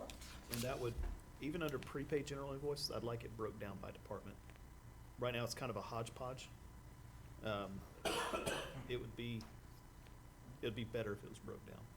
We can see that the purchases, I mean, there was one transaction on April 1st. Another transaction on April 11th. Yeah, but the receipts need to be there, so. Yes, ma'am. I'll get those for you. Correct. Under Public Works, Mr. Kelly. And this really doesn't affect Mr. Kelly, because I don't think he did anything with this. The Ultimate Lighting Solutions invoice that we're being asked to approve tonight is under Public Works, and it's also under Police Department. For the new. For the police car. For the new 22 Oh, that. Tahoe. Yeah, the invoice for that's under Police and Public Works. Is a check request for $12,965.48, but it got put under What's the name of the company? Ultimate Lighting Solutions. in Tomball. And Mr. Kelly, on the uniforms. On the uniforms, are you really going through 11 a week per employee? No, on our uniform, we have a lease, I'm sorry? we have a leased out, okay? They bring them 1 week, and they'll pick up and take the dirty ones with them. Then everybody was issued 11 uniforms, but that's for 2 weeks. They'll clean 2 weeks. half of them 1 week, then when they come back, they'll bring the half that they clean back and pick up the dirty ones. Okay. Because 2 invoices we have appear like they took 11 and 11, 2 weeks in a row. You know, they had a short week on the holiday. This was 4/14 and 4/21 is the date of the invoice. So it appears like we used 22 in 2 weeks. Unless someone turned in, then turn in 1 week. This for every. This is for single everyone. person. It looks like they charged for 11 for every single person these 2 weeks in a row. But I'm sure it's charged for only, like 5 or 6, unless someone just turned in their whole mystery. And I'll check into that. Okay. Yes, for Centus. Brown Tire and Sealy, Yes. it's illegible. I don't know what was purchased. We take our tractors, when we have flats, Uh-huh. from Brown Tire, we purchase tires from Brown Tire, and the reason why we do that, because the service that we get in Brookshire, they charge me $80 for one tire. Brown Tire gonna charge for 25 for a repair. Plus we buy our tractor tires from Brown Tires. Okay. So the repair that was done on another invoice, why was that not taken to Brown Tire as well? Well, we don't take about, depending on what the issue is and what we're going through. It's just like, 2 days ago, I had to leave a tractor on side of the road. The tire blew out on it, right? They couldn't get the tire in until the next day. Right. We took that to Brown Tire. A lot of people can't get the tires that we need in public works right now because what we're going through. Tires that they can't get, tires still shipped, but sometimes it might take 2 or 3 days to get a tire. I had a tractor sitting on 13th Street for 2 days this week. I told the mayor about it, he knows about it, and I told him we waited on the tire, we had a tire that blew out. We was out there helping it. So this is really a symptom of the last couple of years? Y'all weren't buying from Brown Tire before 2020 or what? No, we was trying to get the business to the Brookshire people, Sure. but if a guy charged me $50 to plug a tire, you think I need to go somewhere? I'm being honest with you. Well, and again, that's good stuff, and that's why we're asking these questions. But when you have an invoice that looks like an Etch-a-Sketch, One of my guys took a tractor, come out, we think they're gonna pass it, put a boot in it, he Yeah. come back with a plug for $50, I can plug it myself. sure. Can you request Brown Tire to print better receipts? Because what we have looks like an Etch-a-Sketch that was just shook. Like you can barely see anything on there. So I have no clue what we just paid for, right? That's why we're asking these questions. The only thing you can read is small, flat, and disposal, but you can't read anything else. When they do, around time, there ain't no big, it's handwritten receipts. Understand. Okay, and then they'll write it out, we'll sign it, one of my guys' initial will be on there, a signature will be on there, you give it back, and when Margie turn in the receipt to the city hall, they turn it in. Okay. That's all I have on Public Works. I had a couple of questions. For Brookshire Drying Company, what was that for? I think this is under Public Works. For $1,400, we bought some, weed killer. Okay. From there, we sprayed the parks, the PD, around all the city buildings and stuff, and that was fun. Okay.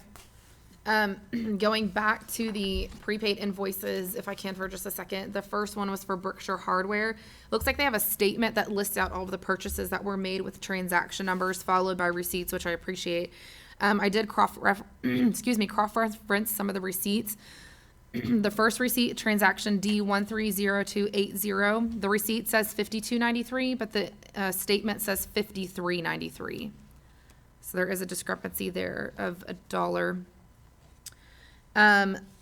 Then, if you want to look at just the statement for a second, this is, hold on, my numbers are crossing. About 2/3 of the way down on the list, transaction number D129207. Looks like it might have a Ronnie or something like that next to it. It's $17.99, and there is no receipt following that. So that receipt, from what I could tell, was missing. And then in the receipts, transaction number D126749 for $7.99 was not on the statement.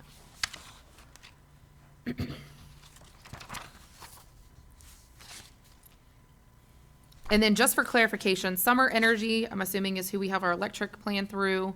The 25 separate accounts that we have listed, is that for individual lights in the city?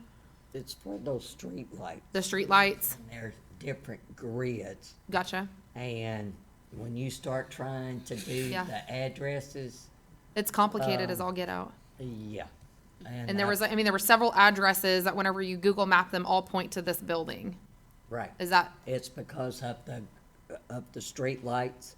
Believe me, poor Miss Harrison probably has at least one ball spot there once a year because the addresses might say Katy Brookshire 33 Road? Right. Yeah, and there's no such And thing it'll as, say Houston, Texas. What is that? yeah. But Okay. then if you call them, they'll finally agree that it's a grid of maybe what was from on Interstate 10 to whatever. That's what our street lights are. I would like to still get that straight because there's sometimes just 412 4th Street. There is no well, there might be a 412 4th Street, but what's there? Yeah. And then just on one last thing on the Summer Energy, I noticed that it said the previous statement amount was $17,913.04. Is that correct? It may not be, it probably was just an overlap in her sending, they're real quick about sending the late notices, because we usually send those bills to you guys before we pay it, and so sometimes if it's not there, they're gonna send a late notice, and so it kinda overlaps, and you, Okay. on the previous, it's gonna be. So like maybe the payment was already sent, but they haven't processed it yet. Yeah, it's just across and. Okay. you mail it. Sounds like We our got- water we got a department. lot with them. Okay. A lot. That was ugly. I'm just saying. They're real quick to send the statement, but I'm like, we'll process my payment. We're Okay. trying to get a map of all the streetlights with the addresses. Brookshire Hardware. Wait, do I have them? This one has no receipt. This one doesn't match the statement, and this one is not on the statement. So here's the trans. Can you have it on here? No, because they're not on the statement. Okay. So like this is the first one that doesn't match. This one, there's no receipt, and this one's not on the statement. But here's the transaction numbers at the top. Okay. If if you wanna see. Brookshire hardware gets a little complicated, y'all, so she may be able to give me an answer and maybe not, but it takes her a lot of time. They have a Get new this lady one. now, though. She's very nice. For motion now? Make a motion, we accept, approve the invoice payments and reports as presented with the exception of the following: WatchGuard, Centus, and I will defer to Ms. Neuendorf to list out the ones from Brookshire Hardware that are not correct. It's always been a problem. What? There's always been a problem with them. And the ones that he's referring to are transaction D127006, D129207, D126749.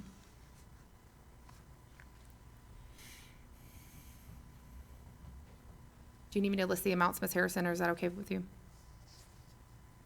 Yeah. I wrote them up here. Okay. That's my motion. Second?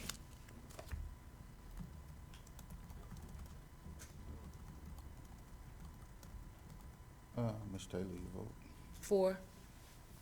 Ms. Blanche, you vote. I abstain, Mayor.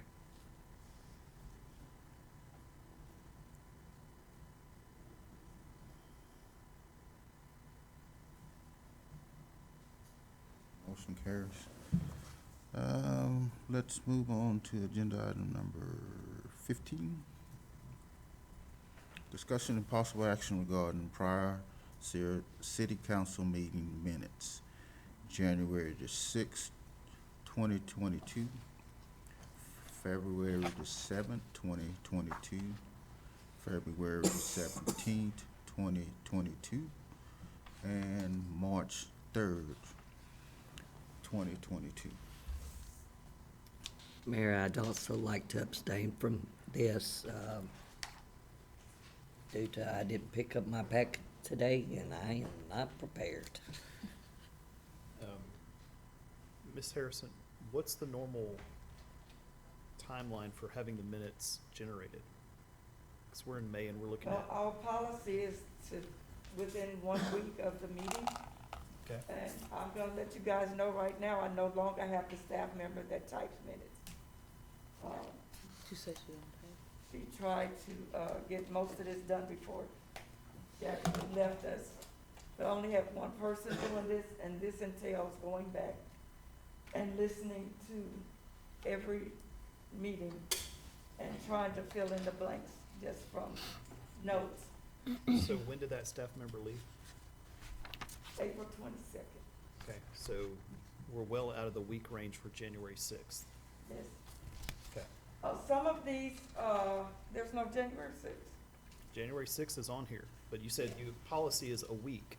Yes, I did, but you weren't here then, but I had a bunch of minutes, the prior set, plus most of these, and I didn't put them all in at once, because there was a lot of reading to do in a short time.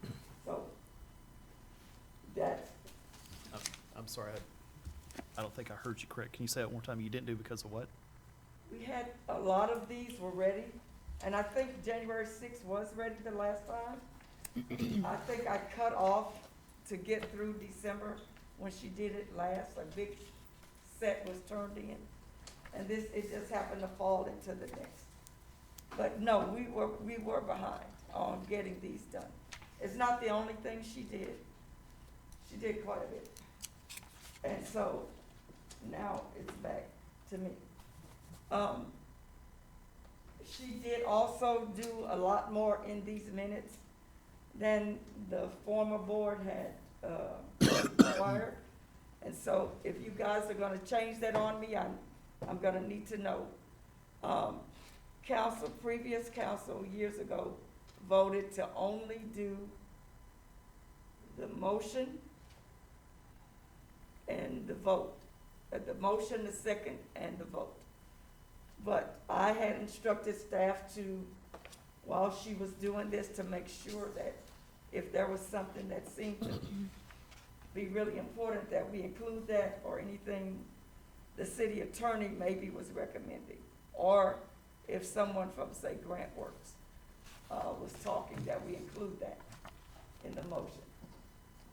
We don't do it verbatim anymore, but she still was doing more than what council approved to be done.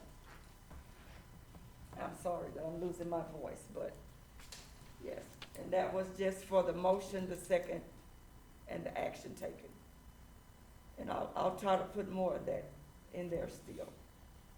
And we'll try to make sure that within a month's time, you have the prior month's, minutes done. Would that be an amendment to the policy? Well, they're supposed to have it typed and ready for me to review within a week of the meeting. That was what the staff that has typed them before. And again, I no longer have that staff person. And so it falls back to me. And my time limit is, I'm working on some right now. But this one's gonna be pretty long. And to go back and I'm interrupted all day long just trying to do other things. So until I get somebody else that can type these minutes, I'm just letting you know ahead of time. I'll get them as quickly as I can.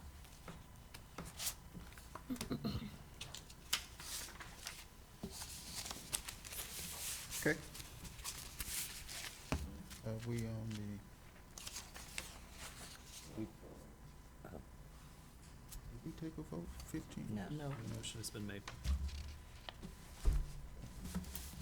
Anyone give a motion?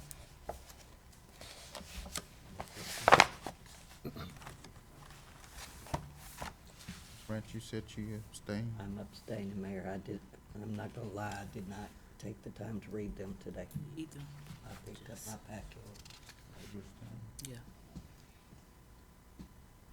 So I'd be happy to make a motion that we table this to the next city council meeting. I mean, I don't know how Ms. Neuendorf feels, but I mean, I wasn't on the board for any of these meetings, so I'm not gonna vote for it even when it comes up. Okay. So, Well, then I make a motion. Could have said that a little earlier, Mr. Hill. I make a motion that we table this till me and Ms. Taylor, has a chance to review the meeting minutes. Second. Okay. Agenda item number 16. Mayor, you need to finish that. That was a motion and second. You need to finish the vote. And I think you guys Ms. can vote to Ms. table something. Neuendorf, For, however you pronounce your name. it's not hard. New Endorf. Neuendorf. I'll just call you Miss A. My kids call me Mr. Hill? Newy. 4. Newton. What they call you? My students call me Newy. Newy? Mm-hmm. I don't know if I'm gonna use that one. Some call me A Doggy. Motion carries. Number 16, future agenda items. We'll start with you, Miss Amanda. Oh. Okay. I don't think she's Not ready yet. 15. Sorry, hold on. You want me to come back to you? Yes, please. Sorry, I had them. Mr. Hill? Absolutely. Discussion and possible action regarding emergency readiness quote for City Hall. I'm sorry, I didn't catch all of that. Discussion and possible action regarding emergency readiness quote for City Hall / Convention Center. Readiness code. Quote. What?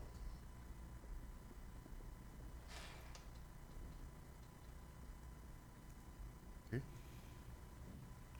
Any more? Does that have to be voted on? Hmm? Don't we have to vote on that? No. Yes, we Well, if you vote on it, then it's gonna be on the agenda. So that's why you do that. Second. Second. Normally you do, but okay, we're gonna change it up. Second.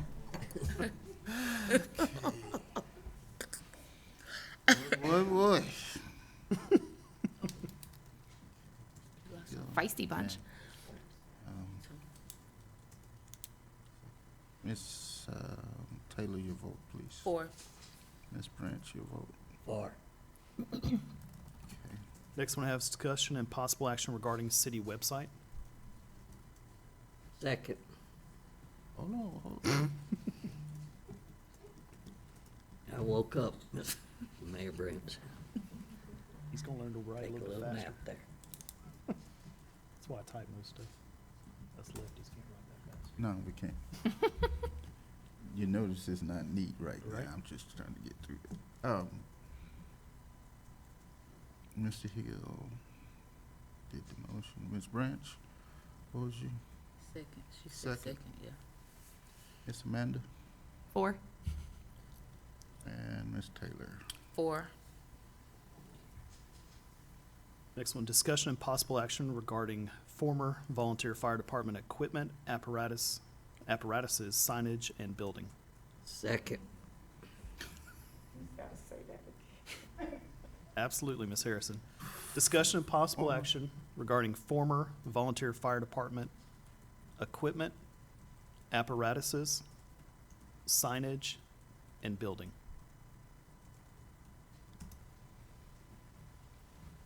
Second. I did. Ms. Amanda, your vote. 4. And Ms. Taylor. 4. Okay, Mr. Hill. Discussion and possible action, Brookshire Economic Development Board, Board of Directors. Second. We're rolling.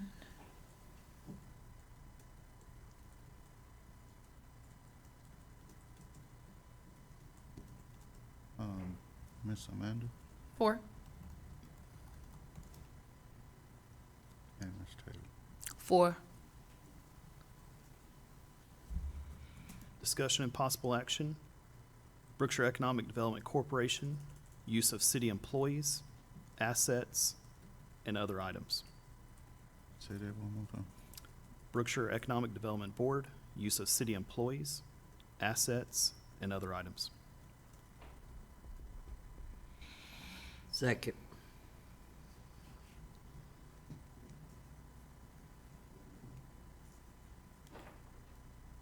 Ms. Amanda, your vote. 4. And Ms. Taylor. 4. I only have 3 more this time. You sure? I've got about 30 we could talk about. but No, I'm no, gonna do no, 3 no. more. Oh, no. Not at one time. Discussion possible action, Brookshire Economic Development Board projects. Second. I'm trying to make it easy for you, Brent. Shh, shh. Branch.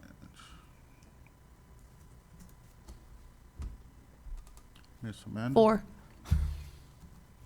Ms. Taylor, 4. hit me again. Discussion and possible action granting the mayor and/or mayor pro tem access to police radio. Second.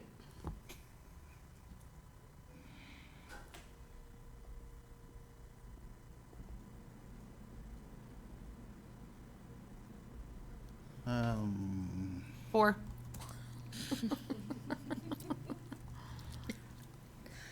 4. Thank you, ladies. You're welcome. I'm all about efficiency. Last one, I promise. Discussion and possible action granting mayor and/or mayor pro tem full access to all security cameras of city buildings, parks, or other city-owned property. Second. Mr. Hill, can you repeat it one more time? Absolutely. Discussion and possible action granting the mayor and/or mayor pro tem full access to all security cameras for city property, city parks, and other city assets.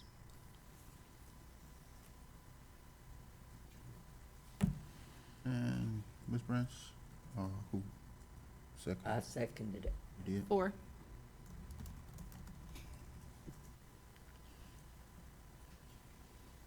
And you, Ms. Taylor. 4.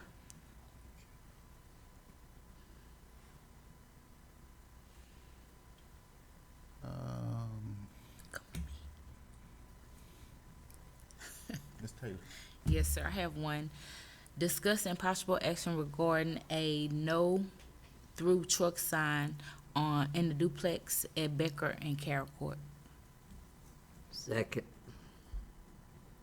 No through trucks. No, through Trucks. sign where? In the duplex, basically. I just put the two, Carroll and Carroll Becker and Becker Court. Court. Yeah, I just put the, Carroll and Becker Becker. Court. Becker Court, yeah. Those are the streets, but you know, if you put it on that one side, it take care of both streets. You second that, Ms. Brown? Yes. Ms. Amanda, Four. Mr. Hill, 4.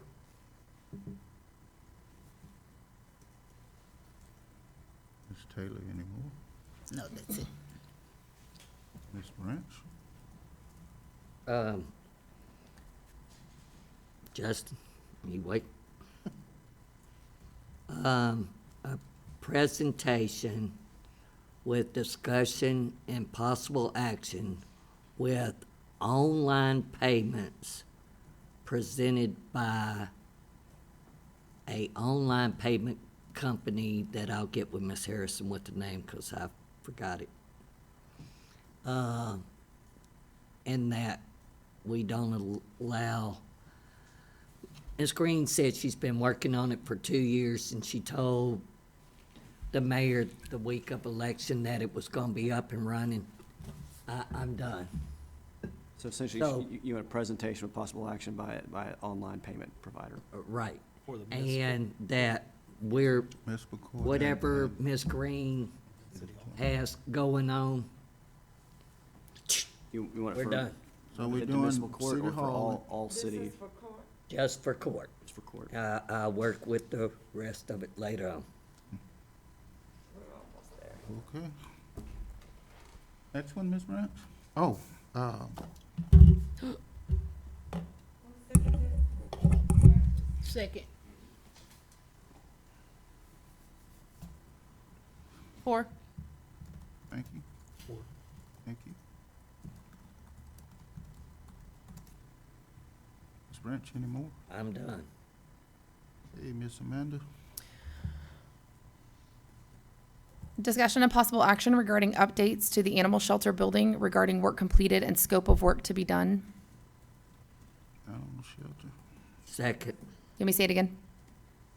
Discussion and possible action regarding updates to the animal shelter building regarding work completed and scope of work to be done.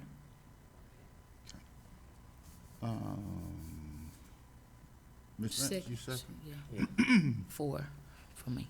Okay. And Ms. Taylor, your vote. 4. Mr. Hill 4. and Ms. Amanda. I made the motion. Oh. 4. No, I got it. Never mind. Just Yeah. one more. One more. Discussion and possible action to account for to account for and repair all missing street signs, hazard signs, stop signs, and et cetera throughout the city. Second. Can, Stop signs, hazard signs, Street signs. Street signs. Mm-hmm. I got all. And when we do that, can you make sure Kenny is Yes. spelled I was the same way on each one In your, of them? I was just about to ask if the motion could be amended it can be. to ensure proper wording, because Second Street's the same way, Kenny Street's the way, there's like 5 streets that are named. It, like, Different for thing depending on where you're example, Mr. Kelly, 1 minute Kenny Street is spelled Kenny. Spelling street words. Then if you go the next block over, it's Kenny. And there's somewhere else where it's Kinny. But I believe that that's been that way for years, Mr. Kelly. That's, Second Street, same way it's spelled out, and then it's the number. Yeah, the next street is a number. Number. So, And some are, a lot of them are missing. There are some intersections also throughout the town where it's a 4-way intersection and there's not a stop sign on any side. That is an accident waiting to happen. Now, luckily there's a gutter there, and so, I mean, oh, if you go, if you're talking there by the house, And we voted not to put They signs. voted So, not to put- Councilman Muendorf, maybe just restate the motion to include like misspelled signs too. Sure. Discussion and possible action to account for and repair all missing street signs, misspelt street signs, Got it. And differences in spelling of street signs, hazard signs, stop signs, and et cetera throughout the city. Second. You already said. Ms. Taylor, your vote. 4. Mr. Hill. 4. Any more, ma'am? That's it for today. I'll bring Thank more you. for you next time. No. I just want to share. Agenda item number 17 is council reports and community announcements. I'm ready.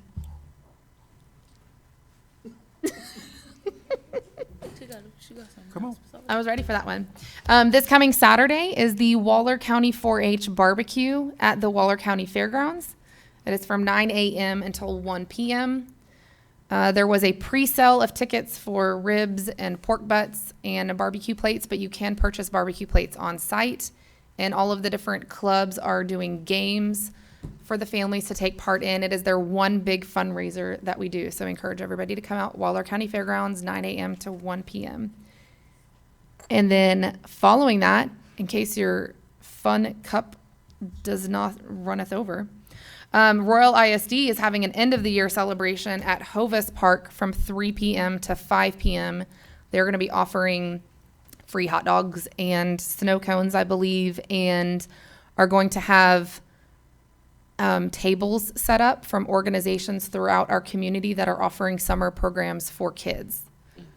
Because we need to keep them busy. Yes, ma'am. It's the Ready, Set, Summer.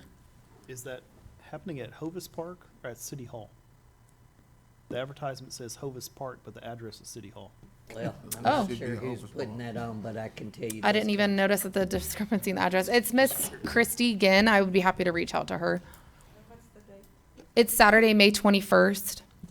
So the barbecue is 9 a.m. to 1 p.m. at the Waller County Fairgrounds. The Royal ISD end of year celebration is 3 p.m. to 5 p.m. Both of those on Saturday.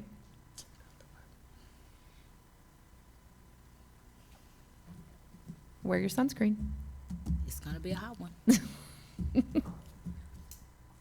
Mr. Hill, you have any? Just one, I was informed that a community healing and unity rally is going to be held here at City Hall on Thursday, 5/26, from 6 to 8 p.m. I believe Chief Jackson is going to be speaking at What day that. is it? Sorry, What day? the 26th, next Thursday. Week from Got your today. speech ready? 6 to 8 p.m. Do you need my help? I believe Chief I Jackson. wouldn't answer that. I wouldn't answer that. But yeah, I believe Chief Jackson is speaking. Evidently, Royal ISD Police is going to be speaking. Various members of the community. In light of the recent events, let's make sure we're sharing this far and wide. That's where it's the community pastors, reverends, bishops, whatever you 6 want to to call 8. 6 to 8 p.m. Thank you. Clergy. There you go. Here at City Hall. Not sure where at City Hall, but here at City Hall is what I was told. It's I gonna think be we is in better front. be It's gonna inside the be. courtroom under air conditioning. You think? I doubt this. I doubt it. We ain't gonna have enough the room. Yeah, It's gonna have to be. it's gonna be outside. Yeah. Bring your fan. Oh, I'm sorry. That's all I have. Ms. Taylor? None at this time. We're just getting the Juneteenth stuff together, and when I have that, I will announce everything. Ms. Branch? Hanger Food Pantry, May the 27th, which is not tomorrow. Next Friday, May Next 22nd? Friday. I mean, 27th, 27th. 27th. 12:30, correct? Or no, it's Oh, we start at 10:30 to 12:30. Actually, I'm gonna ask to Sure. start a little early because it's, I did have one more. Chief, are you able to update us on the latest regarding the shooting last week? It's a community announcement for what happened. It'll be okay.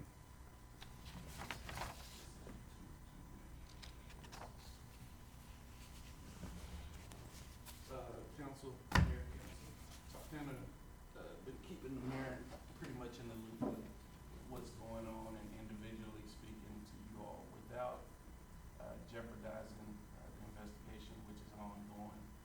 I want to assure you, which is what Thursday, the purpose of Thursday, is also to assure the community members that our response is prompt, and although with the criminal justice system things don't happen overnight, we are and we have made great strides, great progress in the investigation.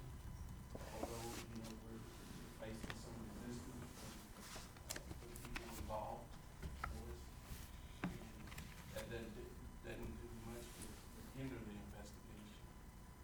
But we are doing as much as we possibly can, and we do expect to make some arrests very soon.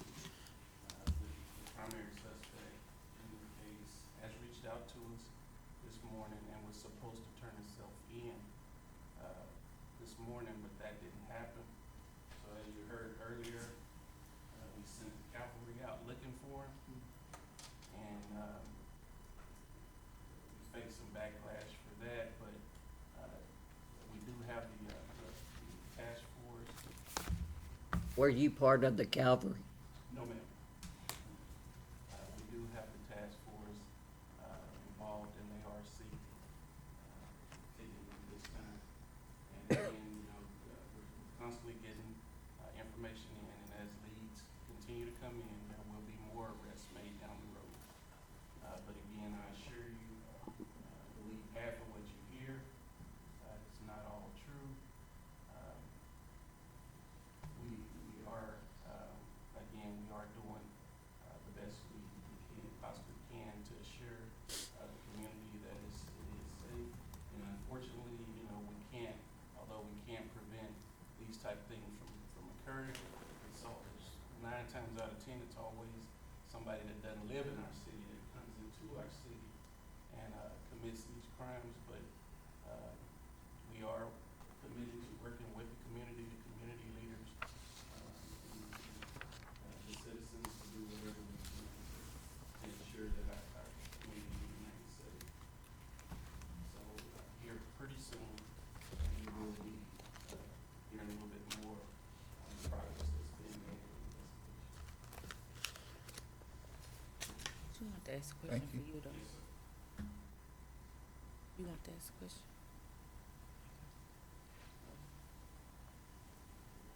I think we Okay. on the last agenda.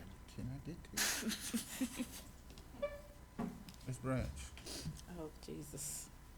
agenda item number is 18. I make a motion, we adjourn. Second. Mr. Hill, 4. Ms. Taylor. I'm finna go put it in.